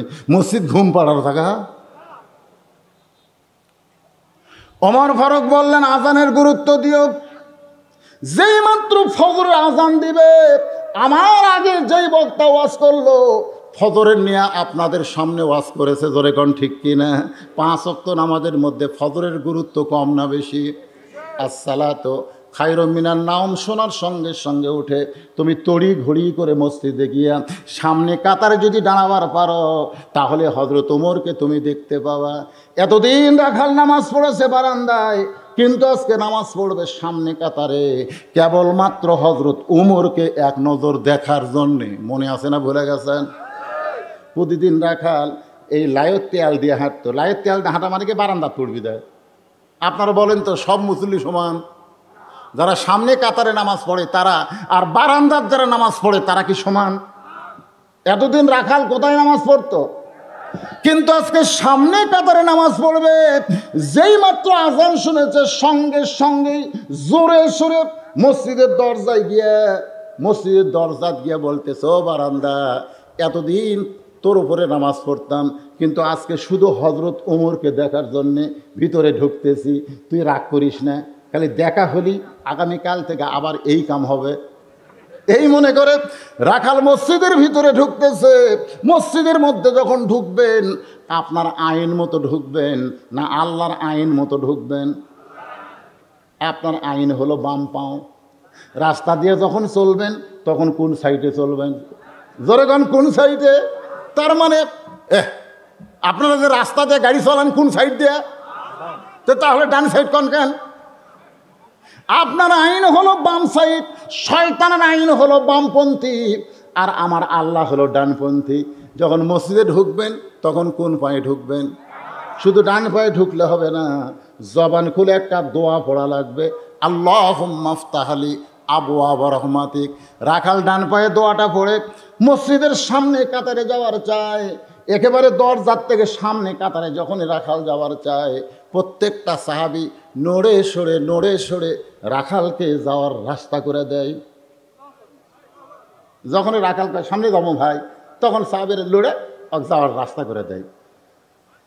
রাখাল মনে মনে কয়, আল্লাহ রে, এতদিন বারান্দার থাকা কি ভাবলাম রে, মসজিদের ভিতরে দামি দামি, আজকে ঢুকে দেখতেছি আমিও যা এরাও তাই, আমিও যা এরাও তাই। আসলে বাইরে থাকলে তো এটা বোঝা যাবে না, এটা ইসলামের ভিতরে ঢোকা লাগবে। জোরে কোন কথা ঠিক? আপনার 22 বছরের ছেলে সারাদিন কি করতেছে আপনার বাবা হিসাবে দেখার দরকার আছে না নাই? আপনার 16 বছরের মেয়ে কি করতেছে দেখেন। রাসূল কেবলমাত্র ঘরের মধ্যে ঢুকছে, আমার নবী ঘরের মধ্যে ঢুকে দেখে 9 বছরের ফাতেমা হাতের মধ্যে 2টা ছুরি দিয়া মুস্কি মুস্কি হাসতেছে। নবীর মেয়ে 2 হাতে 2টা চুরি দিয়া মুস্কি মুস্কি হাসতেছে। রাসূল ঘর থেকে বাইরে এলেন, ফাতেমা চমকে গেল। যেই বাবা ঘরের মধ্যে গিয়ে আমাকে মা মা বলে আদর করবে, আর সেই বাবা ঘর থেকে বাইরে গেলেন, বারান্দায় এসে দেখে নবীর চোখ দিয়ে দর দর করে পানি পড়তেছে। ফাতেমা বলে, বাবা কি জন্য আপনি কাঁদেন? আল্লাহ রাসূল বলে, ফাতেমা তুমি মনে করো না নবীর মেয়ে বলে তুমি জান্নাতে যাবে, নবীর মেয়ে বলে আল্লাহ তোমাকে জান্নাত দিবে, এইটা মনে করো না। জান্নাতে যদি যাবার চাও ফাতেমা, তাহলে জান্নাতের আমল করে তোমাকে জান্নাতে যেতে হবে। এই দুনিয়াতে যারা সাজবে মা, আখেরাতে আল্লাহ তাদের সাজের কোনো ব্যবস্থা রাখবে না। সঙ্গে সঙ্গে ফাতেমা একটু মনোযোগ দিয়ে শোনেন, 9 বছরের মেয়ে হাতের 2টা চুড়ি খুলে মাটি ফাইলা দিছেন। যেই মাত্র ফাইলা দিছে, নবী দৌড়ে গিয়া ওই চুড়ি 2টে করে জামার পকেটের মধ্যে ঢুকাইলেন। ফাতেমা বললেন, বাবা যেই চুড়ি হাতে দেওয়ার কারণে আপনি রাগ করলেন, চোখের পানি বের করলেন, সেই চুড়ি ফেলে দিলাম, আপনি কেন আবার করে পকেটে ঢুকালেন? রাসূল বললেন, ফাতেমা তুই আমার কাছে আয়।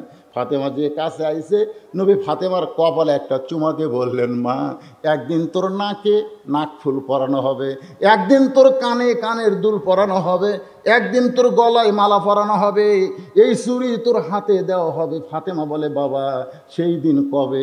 সেই দিন কবে? আল্লাহ রাসূল বললেন, ফাতেমা ধৈর্য ধরো, যেদিন তোমার বিবাহ হবে কেবলমাত্র স্বামীর জন্যে তুমি সাজতে পারবে। সুবহানাল্লাহ, জোরে কান। শুধুমাত্র স্বামী ছাড়া অন্য কারো জন্য নারীদের সাজা হারাম। এই মায়েরা যারা পর্দার অন্তরালে বসে আছেন, হ্যাঁ, আর বাবারা আপনার মেয়েগুলো দেখবেন তো, এরা সাজে গুজে বিয়ার আগে এত সাজে কেন? বিয়ার আগে এত সাজে কেন? গত পরশুদিন ইডেন কলেজের এক মেয়ে কি বলতেছে, ওরকে কথা শুনলে মনে হয় বিশ্ববিদ্যালয় আর বিশ্ববিদ্যালয় নাই, এটা ব্যবসা বিদ্যালয় হয়ে গেছে। ধরে কথা, আরে এই কিছুদিন আগে দেখলাম বিশ্ববিদ্যালয়ে এক মেয়ে মানুষ এরকম একটা গামছা গাওয়াত দেয়, কিন্তু আমাদের দাদি নানিরা বগল বার করে বাড়িতে থাকতো, ওরা বাড়িতে না থেকে ভার্সিটিতে গেছে, যা করছে নারী করে পোশাক পরার স্বাধীনতা দেওয়া লাগবে। আমি তাকে দেখলাম যে নারী ওই যে পোশাক পরার স্বাধীনতা চাচ্ছে, ওই ন্যাংটা হয়ে বেড়ালেও একটা মরদ মানুষ ওর দিকে তাকাবি না, আর একেবারে সাইজই নাই। এই যে আমাকে বেগম মমতাজ মাঝে মধ্যে কথা কয় না মমতাজ, আমি মমতাজক তো দেখছি ভাই, মমতাজের আগা গোড়া হলো আটার বস্তা, জোরে কোন কথা ঠিক কিনা, একটা আটার বস্তাও যা ওইও তাই। হাই রে, হ্যাঁ বুড়া মানুষ আর কি ওয়াজ করবো। একটু মনোযোগ দিয়ে শোনেন। ওসমান গনি বলে ভাইজান কোনোদিন আপনাকে সামনে কাতারে দেখে নাই, আজকে প্রথম সামনে কাতারে দেখতেছি। আপনার পরিচয় কি? বলে আমার পরিচয় হলো রাখাল, আমি সামনে কাতারে আসার কোনো দরকার নাই, শুধু আজকে এসেছি দেখার জন্যে, আজকে দেখা হলেই আমি চলে যাব। ওসমান গনি চোখের পানি বের করে বলে ভাইজান আজকে দেখার জন্য আইছেন, আজকে দেখতে পারবেন, তার কি কোনো গ্যারান্টি আছে? রাখাল কয় কি কয়, কি কইলেন আপনি? আজকে দেখার জন্য আইছেন, আজকে দেখা হবে, তার কি কোনো গ্যারান্টি আছে? রাখাল বলতে যে 100 বার গ্যারান্টি আছে, দেখা হলে আমি চলে যাব। ওসমান গনি ছোট বাচ্চার মতন কান্দের বলে আজকে কয়েক বছর হলে আমি সামনে কাতারে নামাজ পড়ি, এখন পর্যন্ত আমি দেখতে পাই নাই, এখন পর্যন্ত আমি দেখতে পাই নাই, আর তুমি আজকেই দেখতে পাইবা। রাখাল বলতেছে তাহলে তোমার চোখের সমস্যা আছে, আজ কয়েক বছর হলে তুমি সামনে কাতারে নামাজ পড়ো, এখন পর্যন্ত দেখতে পাও না, তাহলে তোমার চোখের সমস্যা আছে। ওসমান গনি দেখতে চায় নামাজের মালিক আল্লাহকে, আর রাখাল দেখতে চায় হযরত উমরকে। ওসমান গনি কাকে দেখার কথা বলতেছে? কেন বলতেছে? কারণ আল্লাহ রাসূল লোভ দিছে, লোভ। আল্লাহ রাসূল কিন্তু বলেছে আনতা আবুদুল্লাহ কাআন্নাকা তারাহু, বুখারী শরীফের কিতাবুল ইহসানের হাদিস, আনতা আবুদুল্লাহ কাআন্নাকা তারাহু ফাইন লাম তাকুন তারাহু ফাইন্নাহু ইয়ারাকা। যখন তুমি আল্লাহর ইবাদতের মধ্যে শামিল হবে, ইবাদতের মালিক আল্লাহকে দেখতে পাবে, জোরে কোন সুবহানাল্লাহ। কিন্তু এখানে আবার কি কইছে, যদি আল্লাহ দেখা সম্ভব না হয়, তাহলে আল্লাহ যে তোমাকে দেখতেছে এই বিশ্বাস তোমার কলিজার মধ্যে আসবে। আমরা যখন মসজিদের মধ্যে যাই আমাদেরকে কে দেখে? আরো জোরে বলেন কে দেখে? বিশ্বাস হয় আপনাকে রে? ওসমান গনি বলে ভাইজান কয়েক বছর হলে সামনে কাতারে নামাজ পড়ি, আজ পর্যন্ত দেখতে পাইলাম না, আর তুমি আজকেই দেখবা। রাখাল বলতেছে যদি তোমার সমস্যা হয় তুমি আমার হাত ধরো। ওসমান গনি বলতেছে তুমি আমার হাত ধরো, আমি নিজেও দেখব এবং তোমাকেও দেখায় দিব। সঙ্গে সঙ্গে ওসমান গনির সামনে আল্লাহর কোরআন এসে বলতেছে ইয়া আইয়ুহাল্লাযীনা আমানুত্তাকুল্লাহা ওয়া কুনু মা'আস সাদিকিন। এই আয়াতের বাংলা অর্থ কি? যে ইমানদারের ইমানদারেরা তোমরা যদি আল্লাহর ভয় কলিজার মধ্যে রাখতে চাও, তাহলে সদিকিন সত্যবাদী বান্দাদের তোমরা সাথী হও। মা মানে কি? সাথী হও। তাহলে আমাদের বাংলাদেশে সদিকিন সত্যবাদী বান্দা কারা? হ্যাঁ, আমাদের বাংলাদেশে সত্যবাদী সদিকিন বান্দা কারা? কোন আলেম রে? হক্কানি আলেম কারা? বর্তমানে জেলখানায় বন্দী আছে যারা, তারাই হক্কানি আলেম। জোরে কোন কথা ঠিক কিনা? এই বাংলাদেশে 50 বছর কোরআনের হক তাফসির করে বাংলাদেশের মানুষ তাফসির কারে কয় এটা বুঝাই দিয়া সেই আল্লাহর ওলি এখন জেলখানায়। জোরে কোন কথা ঠিক কিনা? মা সাদিকিন মানে কি?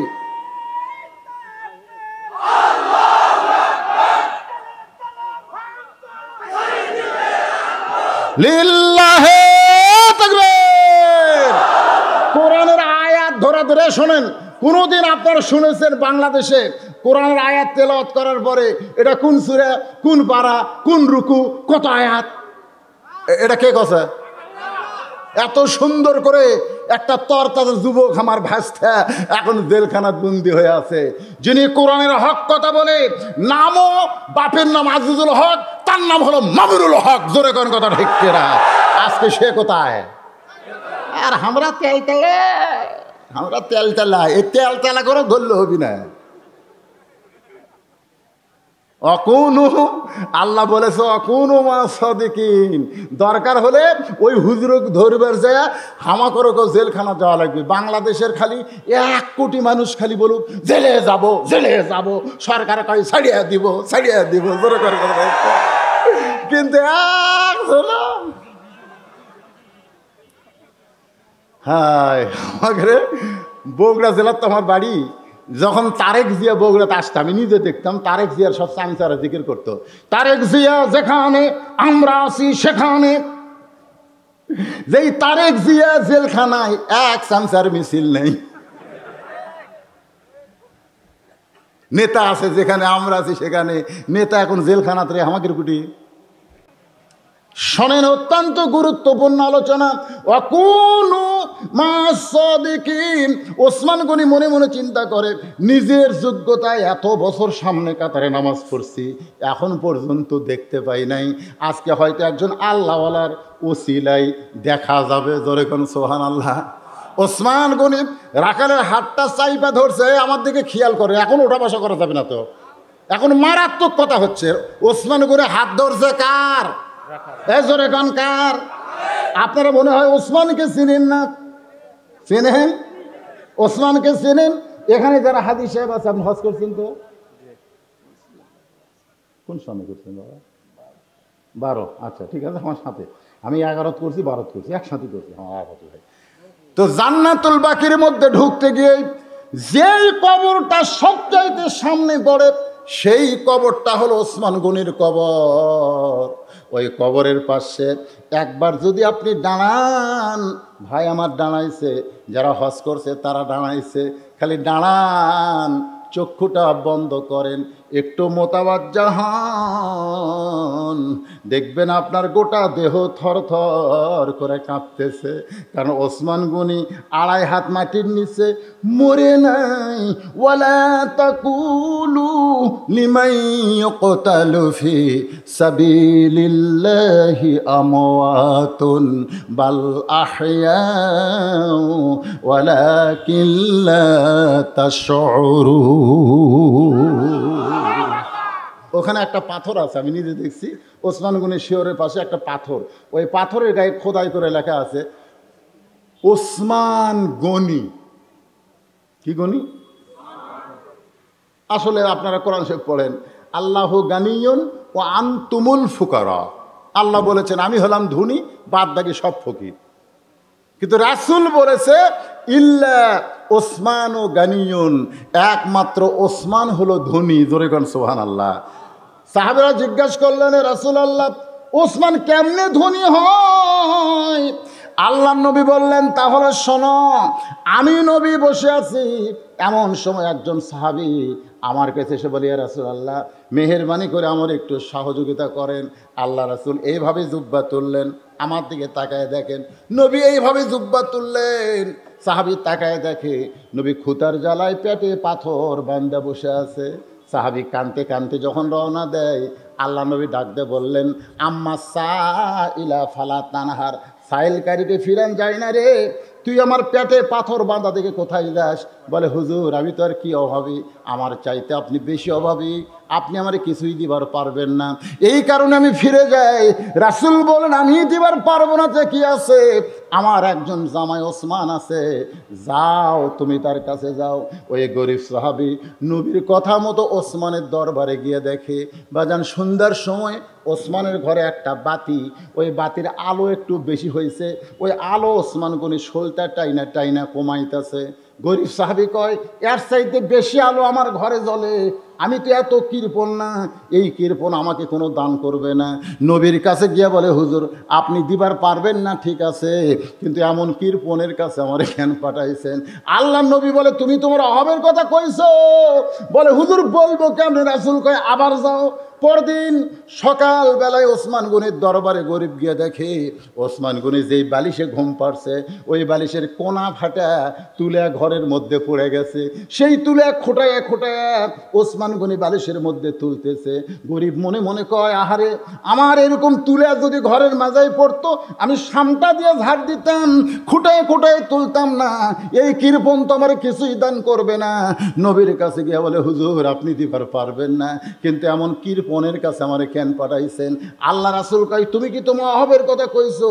বলে, হুজুর বলার সাহস পাই নাই। বলে, আবার যাও। নবীর কথা মতো সাহাবী আবার গেছে। পরদিন সকালবেলায় ওসমান গনি খালি গায়ে বসে আছে। ওসমানের কোলের ওপর একটা পাঞ্জাবি, ওই পাঞ্জাবি উঠায় দেখে কয়েক জায়গায় ছিঁড়ে গেছে। ওসমান গনি নিজে এখন ওই ছিঁড়াটা সেলাই করবে, কিন্তু শুয়ের মধ্যে সুতা ঢুকাবার পারতেছে না। চোখের পাওয়ার কমে যাওয়ার কারণে এইদিকে সুতা দেয়, এইদিকে সুতা দেয়। গরিব সাহাবী মনে মনে চিন্তা করে, আরে বেটা ইচ্ছা করলে 1-8 লক্ষ পাঞ্জাবি নতুন বানাবার পারে, আর পুরাতন পাঞ্জাবি সেলাই করবে, কেমন কৃপণ রে। দেখতে দেখতে এক সময় বিরক্ত লাগা বলতেছে, ওসমান ভাই আপনার শুয়ের মধ্যে সুতা যদি আমি ঢুকে দেই? ওসমান গনি বলে, আসসালামু আলাইকুম ভাইজান, আপনি কখন আইছেন? বলে, কিছুক্ষণ আগে আইছি। বলে, এইটা কি পারবেন? শুয়ের মধ্যে যেই মাত্র সুতা ঢুকাইছে ওসমান গনি খপ করে হাতটা ধরে বলতেছে, ভাই আমার শুয়ের মধ্যে সুতা ঢুকালে, আমার ছেঁড়া পাঞ্জাবি সেলাই করার সুযোগ করে দিলে, এর বিনিময়ে তুমি কি দিবা? গরিব মনে মনে কয়, 3 বার যা দেখছি, তোর মতন কৃপণ কি দিবে মনে মনে। বলে, ভাইজান হাত ছাড়া দেন, কিছুই দেওয়া লাগবে না। ওসমান গনি ডাক দেয় ম্যানেজার। ম্যানেজার এসে বলে, হুজুর আমারে ডাকেন কেন? বলে, তোমরা তো জানো না আমার এই ভাই শুয়ের মধ্যে সুতা ঢুকায়া আমার ছেঁড়া পাঞ্জাবি সেলাই করার সুযোগ করে দিচ্ছে, আমার এই ভাইকে 100 উট দিয়া দাও। গরিব বলে, হুজুর আপনি কি কইলেন? সামান্য শুয়ের মধ্যে সুতা ঢুকাইলে আমাকে 100 উট আপনি দিবেন? ওসমান গনি বলে, ম্যানেজার আমার এই গরিব ভাইকে 200 উট দিয়া দাও। গরিব বলে, হুজুর সামান্য শুয়ের মধ্যে সুতা ঢুকাইলে আমারে 200 উট কেন দিবেন? ওসমান বলে, ম্যানেজার ওই ফার্মে কত উট আছে? বলে, 2000-এর বেশি হবে। বলে, গোটা ফার্মের সব উট আমার ভাইক দিয়ে দাও। গরিব বলে, হুজুর আর বাড়াবেন না, আর বাড়াবেন না, সামান্য শুয়ের মধ্যে সুতা ঢুকাইলে আপনি আমারে 2000 উট দিবেন। তাহলে পর পর 3 বার আমি কি দেখলাম? বলে, তুমি কি দেখছো ভাই? বলে, প্রথম দেখছে আলো কমাইতেছেন শোলটা টাইনা টাইনা, তারপরে দিকে ছেঁড়া বালিশের তুলাগুলো আপনি খোলের মধ্যে তুলতেছেন, তারপরে দেখলাম ছেঁড়া পাঞ্জাবি সেলাই করে শুয়ের মধ্যে সুতা ঢুকাবেন। ওসমান কান্দার বলে, ভাই তুমি 3 বার যেইটা দেখছো তার নাম হলো দুনিয়া, আর তোমার যেইটা দিলাম তার নাম হলো আখেরাত। বাল তুসিরুনাল হায়াতাদ দুনিয়া ওয়াল আখিরাতু খায়রুন ওয়া আবকা। এই দুনিয়ার আলোর দরকার ওসমানের নাই, এই দুনিয়ার ভালো বালিশের দরকার ওসমানের নাই, এই দুনিয়ায় ভালো পোশাকের দরকার ওসমানের নাই। ওসমান হলো আখেরাতের কাঙ্গাল। তোমারে 2000 উট দিয়া ওসমান আখেরাতের ধনী হতে চায়। সে ওসমান হাত ধরে আছে কার? আল্লাহ, এতদিন নিজের যোগ্যতায় পারিনি আল্লাহ, আজকে অকুনু তাই বলে আবার 88 যান না, অকুনু 88 অকুনু দয়াল বাবা। হ্যাঁ, সব মাছ ভান্ডারে যায়, দয়াল বাবা যায়। জীবন নষ্ট করবেন না ভাইজান। যদি ওই এমন কিছু আপনাকে খাওয়াবে আপনার ঈমান নিয়ে ফেরত আসতে পারবেন না। ধরে কোন কথা ঠিক? হ্যাঁ, বহু আল্লাহওয়ালা আছে, বহু আলেম আছে, আল্লাহর ওলি আছে, হক্কানি দরবার আছে, সেইখানে যাবেন যেখানে চোর গেলে ভালো হয়। আসুন একটু মনোযোগ দিয়ে শেষ কথাটা শুনি। ওসমান গনি ধরে আছে রাখালের হাত। কিছুক্ষণ পরে মুয়াজ্জিন আকামত দেয়। উঠলেন কেন আপনারা? উঠলেন কেন? ইস্তেগফার পড়েন, এখনই মোনাজাত হবে। আপনারা শোনেন, 12:30 বাজা গেছে, 12:30 বাজছে, এখন মোনাজাত হবে তো উঠবেন কেন? এই কিসের পেশাব রে? অনুনাজ্জিলু মিনাল কুরআনি মা হুয়া শিফাউ ওয়া রাহমাতুল লিল মুমিনিন। মুমিনদের রোগের ঔষধের নাম হলো কোরআন। পেশাব লাগার পরেও কোরআনের মহব্বত নিয়ে যারা বসে থাকবে, পেশাব জাতীয় যত ব্যারাম আল্লাহ ভালো করে দিবে। কি মনে করছেন পেশাব লাগছে উঠবো না রে, খালি বসে থাকেন, কিছুক্ষণ পর দেখবেন তলপেট ঠান্ডা হয়ে যাবে। আপনারা এই কোরআনকে সব রোগের ওষুধ বিশ্বাস করতেছেন না? হ্যাঁ, আপনি কি মনে করছেন যে পুলিশ নাই, র্যাব নাই, হাজার হাজার মানুষ নিস্তব্ধভাবে এই কোরআনের ওয়াজ শুনতেছে, কি বুঝতেছেন এ কোরআনের ক্ষমতা আছে না নাই? জোরে কোন আছে না? আর সামান্য কথা ভাই, একটু মনোযোগ দিয়ে শোনেন। কিছুক্ষণ পরে নামাজের আকামত। ওসমান গনি হাত ধরে আছে কার? হ্যাঁ, এইটা মনে রাখতে হবে, রাখালের হাত ধরে আছে। কিছুক্ষণ পরে নামাজের আকামত শুরু হয়ে গেল। যেই মাত্র আকামত শুরু হয়েছে, এমন সময় হযরত ওমর মেহরাবের ভিতরে। এখন হয়তো আপনারা চিন্তা করবেন যে হযরত ওমর মেহরাবের মধ্যে কোন দিক দিয়ে ঢুকলো রে? আমাকে মসজিদের ইমাম দরজা দিয়ে ঢোকে, ধরে কোন কথা ঠিক কিনা? যখন বাংলাদেশে কোরআন দিয়ে রাষ্ট্র চলবে, তখন ইমাম বোঝেন। এখন সব জিনিসের দাম বাড়লো। না না না, ইমামের দাম বাড়েনি তো। আমি প্রত্যেকটা জায়গায় যাই বলি, ইমাম সাহেব আপনার বেতন কত? গত বছর এই বছর চাই। যে তেলের দাম যে 80 টাকা 200 হলো, ওগুলো সব বাড়ি হুজুর হামাকে বাড়লো না। এই মুসল্লিরা, ইমামের বেতন না বাড়ান পর্যন্ত আপনাকে নামাজ হবে না রে, নামাজ হবে না। ইমাম বোঝেন হযরত ওমর কি দরজা দিয়ে ঢুকছে? যখন কোরআন দিয়ে রাষ্ট্র চলবে, তখন প্রত্যেকটা ইমাম হবে ওই এলাকার নেতা। জোরে কোন সুবহানাল্লাহ। ওই যে মেহরাব বরাবর ছোট্ট একটা দরজা থাকবে, দরজার ওই পারে ইমামের রেস্ট রুম থাকবে। ইমাম আসবে, আসার পরে একটু সেপ খাবে, একটু কমলা খাবে, দুই একজন যে ইমামকে একটু হাদিয়া দিবে হুজুর। আর এখন হাদিয়া খালি যত দোষ ইমামের। ওই যে সিসি ক্যামেরা ধরা পড়ছে গতকাল, মসজিদের সভাপতি খালি মারতিছে। হুজুর কো মারে বারে, এটা কোন দেশ রে? আল্লাহ আল্লাহ। এই ছোট্ট একটা দরজা ছিল, সেই দরজা দিয়ে হযরত ওমর মেহরাবের মধ্যে ঢুকছে। আর মুয়াজ্জিন আকামত দেওয়া শুরু করছে। ওসমান গনি রাখালের হাতটা ধরে দাঁড়িয়ে আছে। যেই মাত্র মুয়াজ্জিন বলছে কদ কামাতিস সালাহ, কদ কামাতিস সালাহ, সঙ্গে সঙ্গে রাখাল আল্লাহু আকবার। রাখাল যেই মাত্র আল্লাহু আকবার কইছে, ওসমান গনি রাখালের হাত ছাড়া দিছে। এতক্ষণ কি ধরে আসলো? আল্লাহু আকবার কোয়াতে হাত ছাড়া দিয়ে বলতেছে, কে ভাই, ইমাম সাহেব ভুল করলে মানুষ লোকমা দেয়, এখনো আকামতি শেষ হয়নি আর তুমি আল্লাহু আকবার লোকমা দিলে। রাখাল বলতেছে, এই জন্যই তো তুমি কানা, এই জন্যই তুমি দেখপার এসে দেখপার পাও না। এত বছর হলে তুমি সামনে কাতারে নামাজ পড়ো, এখন পর্যন্ত দেখপার পাওনি। আমি কি জন্য লোকমা দিলাম নিয়ে তুমি জানো নি? সঙ্গে সঙ্গে দ্বিতীয় কাতারের একজন সাহাবী দৌড়ে এসে রাখালের হাতটা ধরে হেঁচকা টান দেয়া বলে, তোকে আজকে প্রথম সামনে কাতারে দেখি আমার সন্দেহ হয়েছে। এই তুই কারে কানা কানা বলতেছিস, কার সঙ্গে বেয়াদবি করতেছিস? এই মহামানবকে তুই চিনিস? এই মহামানব হলো আল্লাহর নবীর ডবল জামাই ওসমান গনি। রাখাল ছোট বাচ্চার মতন কান্দে, এত কান্দা কান্দে রাখাল, দু চোখ দিয়ে দরদর করে পানি বুক ভিজে যায়। ভাইজান আমি বারান্দায় নামাজ পড়ি, ভিতরে নবীর দামি দামি সাহাবী, আমি কোনোদিন ভিতরে ঢোকার সাহস করিনি ভাই, আমি কোনোদিন ভিতরে ঢোকার সাহস করিনি। এরা নবীর ডবল জামাই ওসমান গনি, আমি কেমনে জানবো ভাই? আজকে ভিতরে ঢুকেছি, এই ওসমান গনির সঙ্গে বেয়াদবি করার একটাই মাত্র কারণ হলো ওই পথিক আমার সর্বনাশ করছে।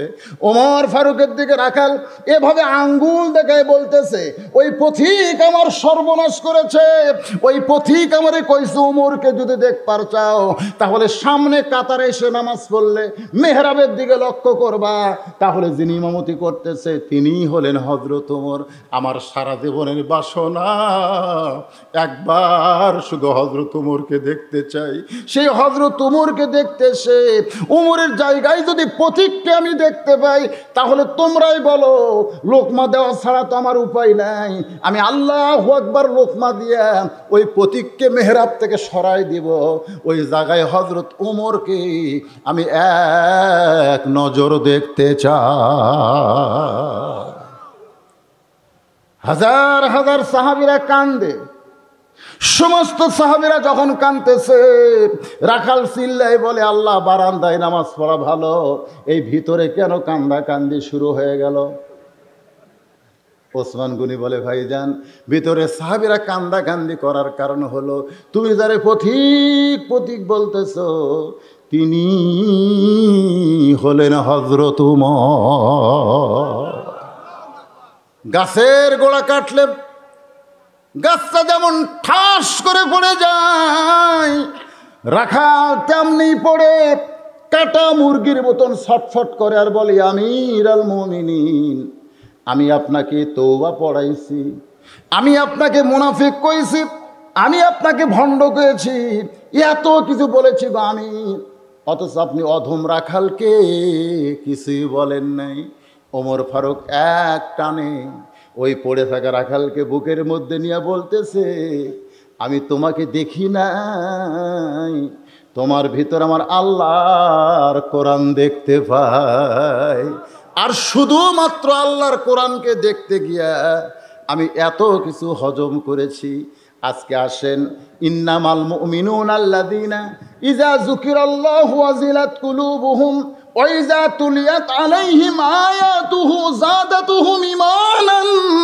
যদি আমাদের ঈমানকে পরিপক্ত করতে চাই, এরকম ওয়াজ শুনে কোনো লাভ হবে না, এইরকম কোরআনের তেলাওয়াত শুনে কোনো লাভ হবে না।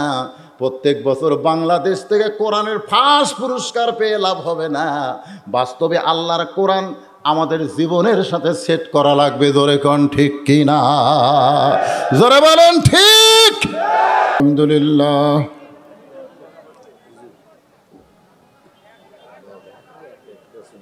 আলহামদুলিল্লাহ নাহমাদুহু ওয়া নাস্তাঈনুহু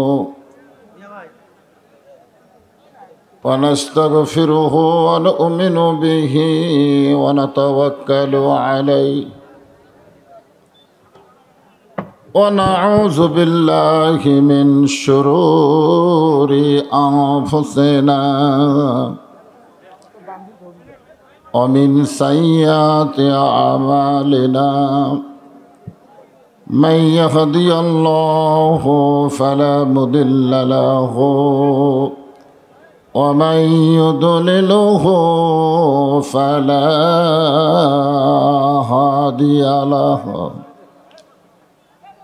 সকলে জবান খুলে বলেন, আশহাদু আল্লা ইলাহা ইল্লাল্লাহু ওয়াহদাহু লা শারীকা লাহু ওয়া আশহাদু আন্না মুহাম্মাদান আবদুহু ওয়া রাসূলুহু الذي أرسل رسوله بالحق بشيرا ونذيرا وداعيا إلى الله بإذنه وسراجا منيرا فقد قال الله تعالى في كلامه المجيد والفرقان الحميد জবান খুলে সকলে পড়েন আউযু বিল্লাহি মিনাশ শাইতানির রাজিম বিসমিল্লাহির রহমানির রহিম إنما المؤمنون الذين إذا ذكر الله وجلت قلوبهم وإذا تليت عليهم آياته زادتهم إيمانا وعلى ربهم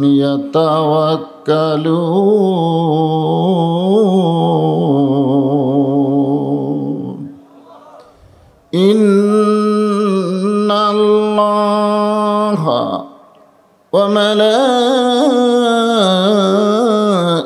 وملائكته يصلون على النبي يا أيها الذين آمنوا صلوا عليه وسلموا تسليما اللهم صل على محمد وعلى آل محمد كما صليت على إبراهيم وعلى آل إبراهيم إنك حميد مجيد اللهم بارك على محمد وعلى آل محمد كما باركت على إبراهيم وعلى آل إبراهيم إنك حميد مجيد নবীজির পিতা আব্দুল্লাহ নবীজির মাতা আমিনা নবীজির দুদমা হালিমা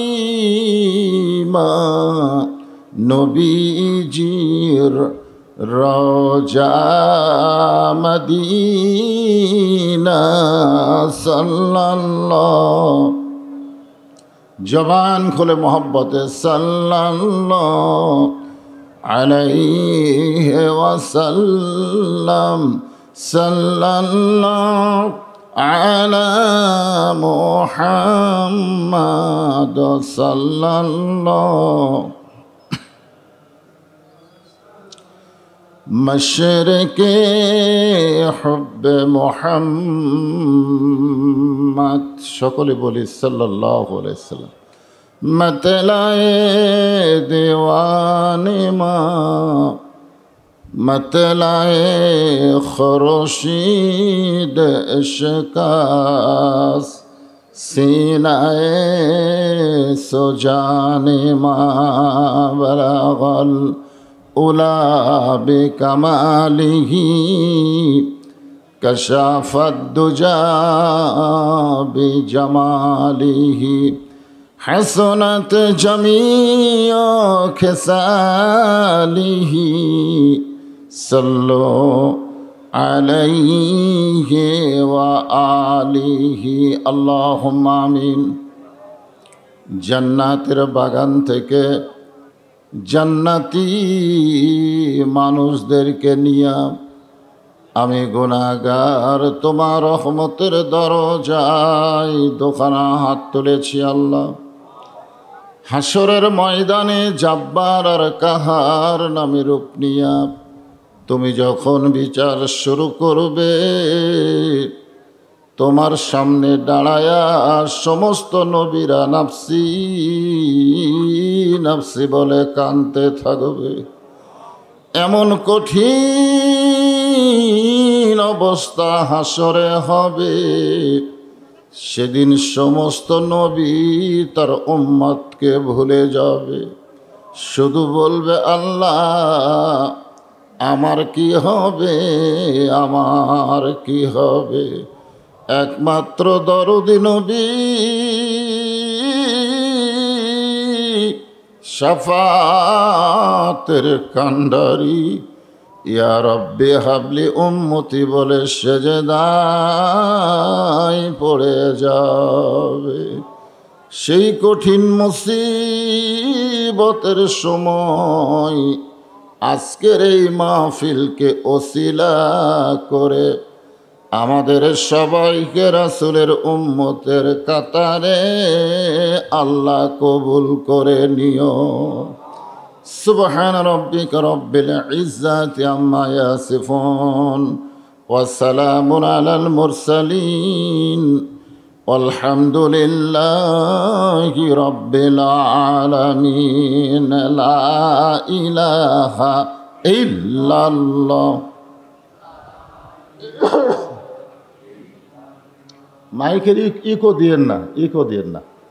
লা ইলাহা ইল্লাল্লাহ, লা ইলাহা। এতগুলো পুরুষ মানুষ জবান খুলে আল্লাহর জিকির করতে শরম আছে? তাহলে জবান খুলে লা ইলাহা ইল্লাল্লাহ, লা ইলাহা, লা ইলাহা ইল্লাল্লাহ, লা ইলাহা ইল্লাল্লাহ, লা ইলাহা ইল্লাল্লাহ, লা ইলাহা। চাঁদ সূরজ আর গ্রহ তারা আল্লাহ নামের পাগল পারা। চাঁদ সূরজ আর গ্রহ তারা আল্লাহ নামের পাগল পারা। আমার আল্লাহ নামের এতই দয়া,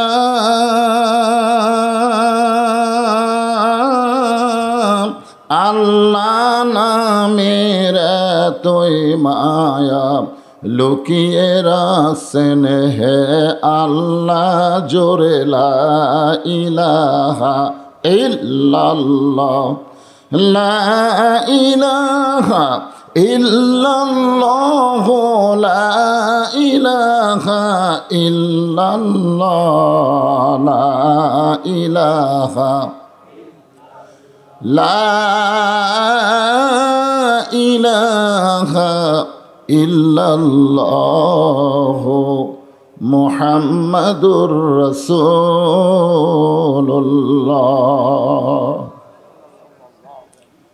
রাসূলের মহব্বত আমাদের কলিজার ভিতরে কম না বেশি? মাশাআল্লাহ। যখনই নবীর নাম উচ্চারণ হবে অথবা শুনবো, জবান খুলে কি বলবো? সাল্লাল্লাহু আলাইহি ওয়াসাল্লাম। মদিনাতুল উলুম হাফিজি মাদ্রাসা কমিটি কর্তৃক আয়োজিত মাদ্রাসার উন্নয়ন কল্পে 2 দিন ব্যাপী আজকের এই তাফসিরুল কোরআন মাহফিলের সমাপনী রজনীতে আল্লাহ তাআলা যিনাকে সম্মানিত সভাপতির আসনে কবুল করেছেন, সম্মানিত সহসভাপতি যিনারা রয়েছেন, সকলকেই অন্তরের অন্তঃস্থল থেকে আমি শুভেচ্ছা জ্ঞাপন করছি। সম্মানিত প্রধান অতিথি, সম্মানিত বিশেষ অতিথিবৃন্দ, সম্মানিত ওলামায়ে কেরাম, আপনাদের মাঝে মাঝে যে সমস্ত আলেম ওলামা বসে আছেন এবং মাগরিবের নামাজের পর থেকে আজকে যিনারা আপনাদেরকে অত্যন্ত গুরুত্বপূর্ণ আলোচনা করে শোনালেন, আলেম সহ আজকের মাহফিলের বক্তাগণকে অন্তরের অন্তঃস্থল থেকে আমি শুভেচ্ছা জ্ঞাপন করছি। এই মুহূর্তে আমার সামনে যারা বসে আছেন, আজকে নিচে বসার কি আছে? গত বছর তো বৃষ্টি যখন শুরু হলো ওই নিচের গুলা উঠলা সব মাথায় দিছিল, ধরে কোন ঠিক কিনা? আজকে মাশাআল্লাহ বৃষ্টি হবে না হ্যাঁ, আজকেও লাগছে? না, আকাশ পরিষ্কার আছে।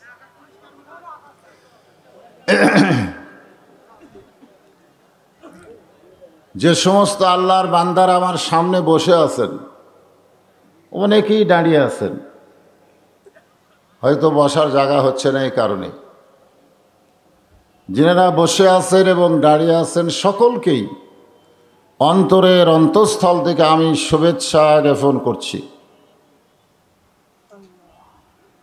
আমি মাইকওয়ালা ভাইকে বলতেছি, ইকো দিছেন? অফ করেন, আমার গলার সাথে ইকো সেট খায় না।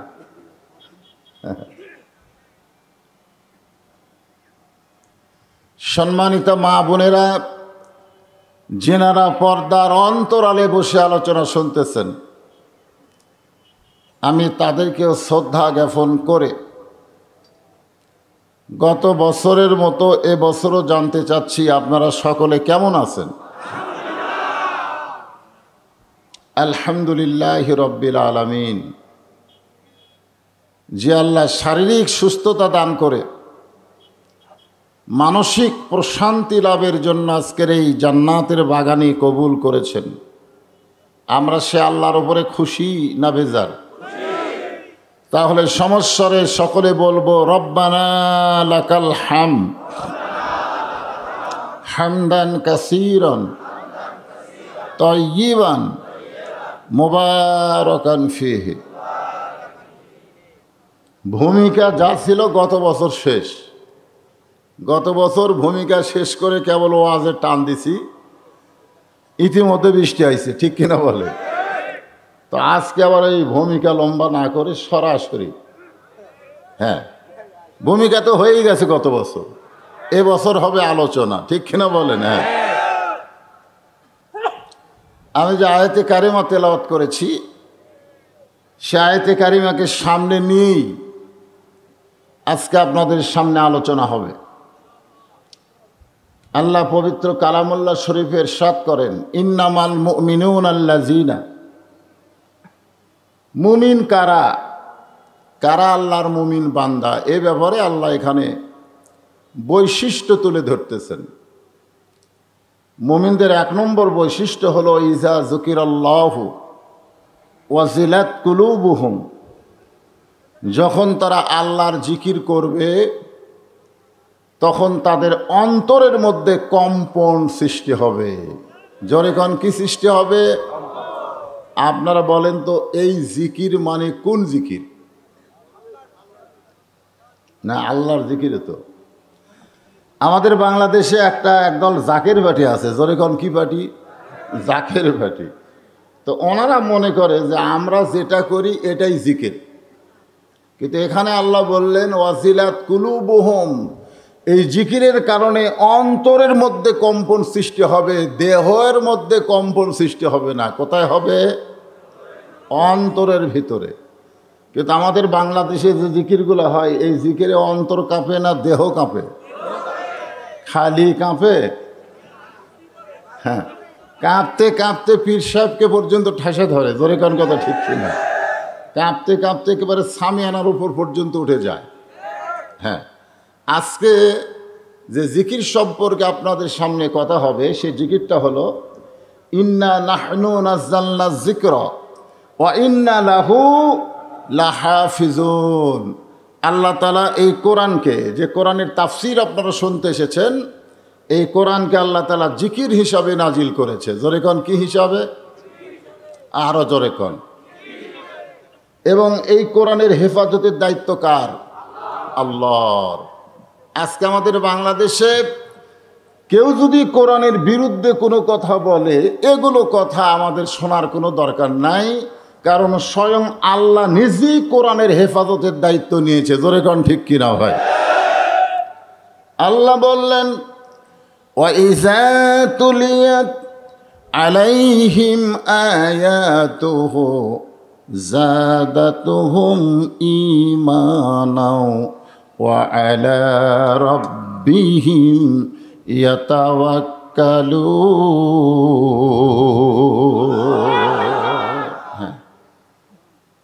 আমি আগে শাব্দিক অর্থ বলে তাফসির হবে। এই জিকিরের তেলাওয়াত যখন হবে, তেলাওয়াত ওয়াইজা তুলিয়াত আলাইহিম, খুব খেয়াল করবেন, এই জিকিরের তেলাওয়াতের কারণে আল্লাহ তাদের কি করবে? জাদাতুহুম ঈমান, ঈমান বাড়ায় দিবে। ঈমান মানে কি? আগে আমাদের জানতে হবে ঈমান মানে কি। মা হুয়াল ঈমান, যদি প্রশ্ন করা হয় ঈমান কি, সাহাবীরা জিজ্ঞাসা করলেন, ইয়া রাসূলুল্লাহ, ঈমান সম্পর্কে আমরা জানতে চাই। আল্লাহ রাসূল বললেন, ইকরার বিল লিসান, তাসদীক বিল জানান, আমল বিল আরকান, এরই নাম হলো ঈমান। এই যুবকেরা একটু মনোযোগ দিয়ে কথাগুলো শুনবা, কারণ এখন যুবকদেরকে নিয়ে আলোচনা করা দরকার।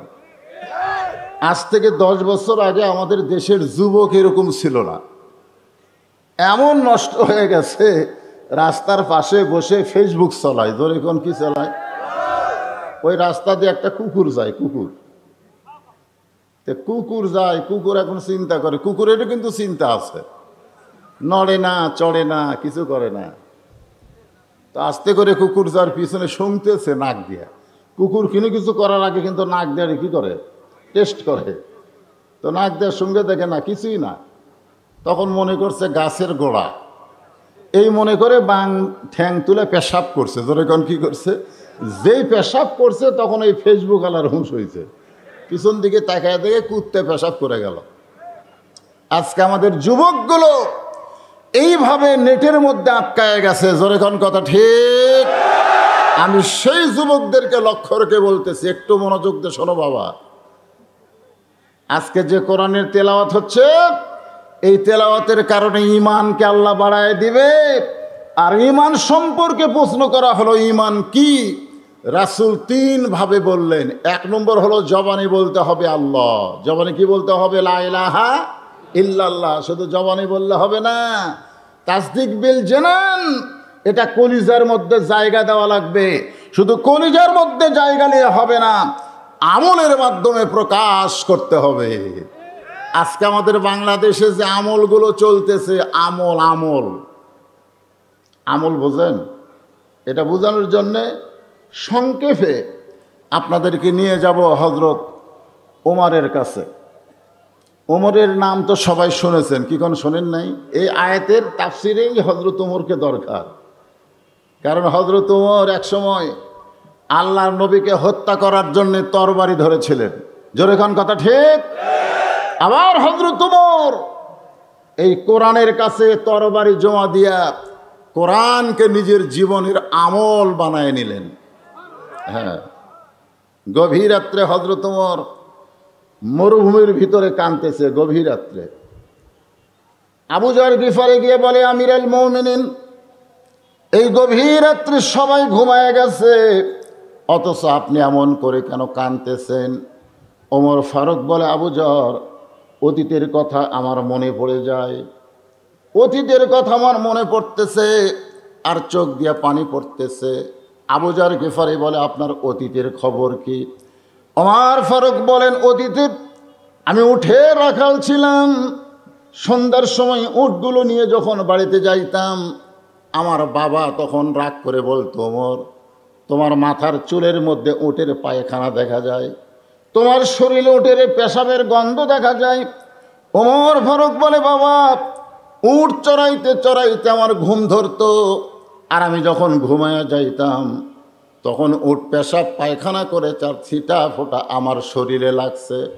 ওমর কান্দের বলে, বুঝর, যেই উমর একদিন উটের রাখাল ছিল, আজকে সেই উমরকে আল্লাহ অর্ধ পৃথিবীর খলিফা বানায় দিল।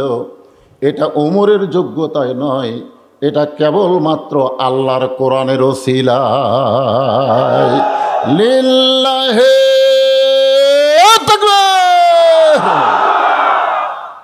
আজকে সেই কোরআন আমাদের বাংলাদেশে আছে না নাই? এখন আছে না নাই? হ্যাঁ, এই কোরআন থাকার পরেও আমাদের বাংলাদেশে এখন সব কিছু হয়।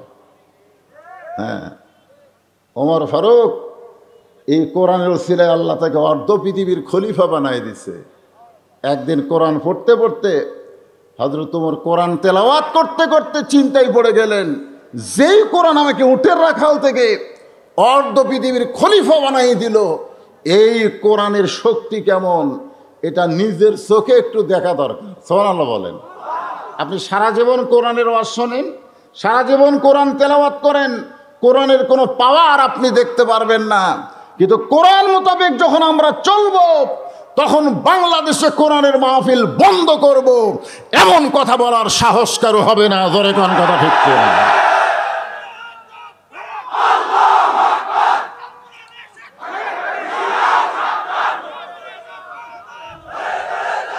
লিল্লাহে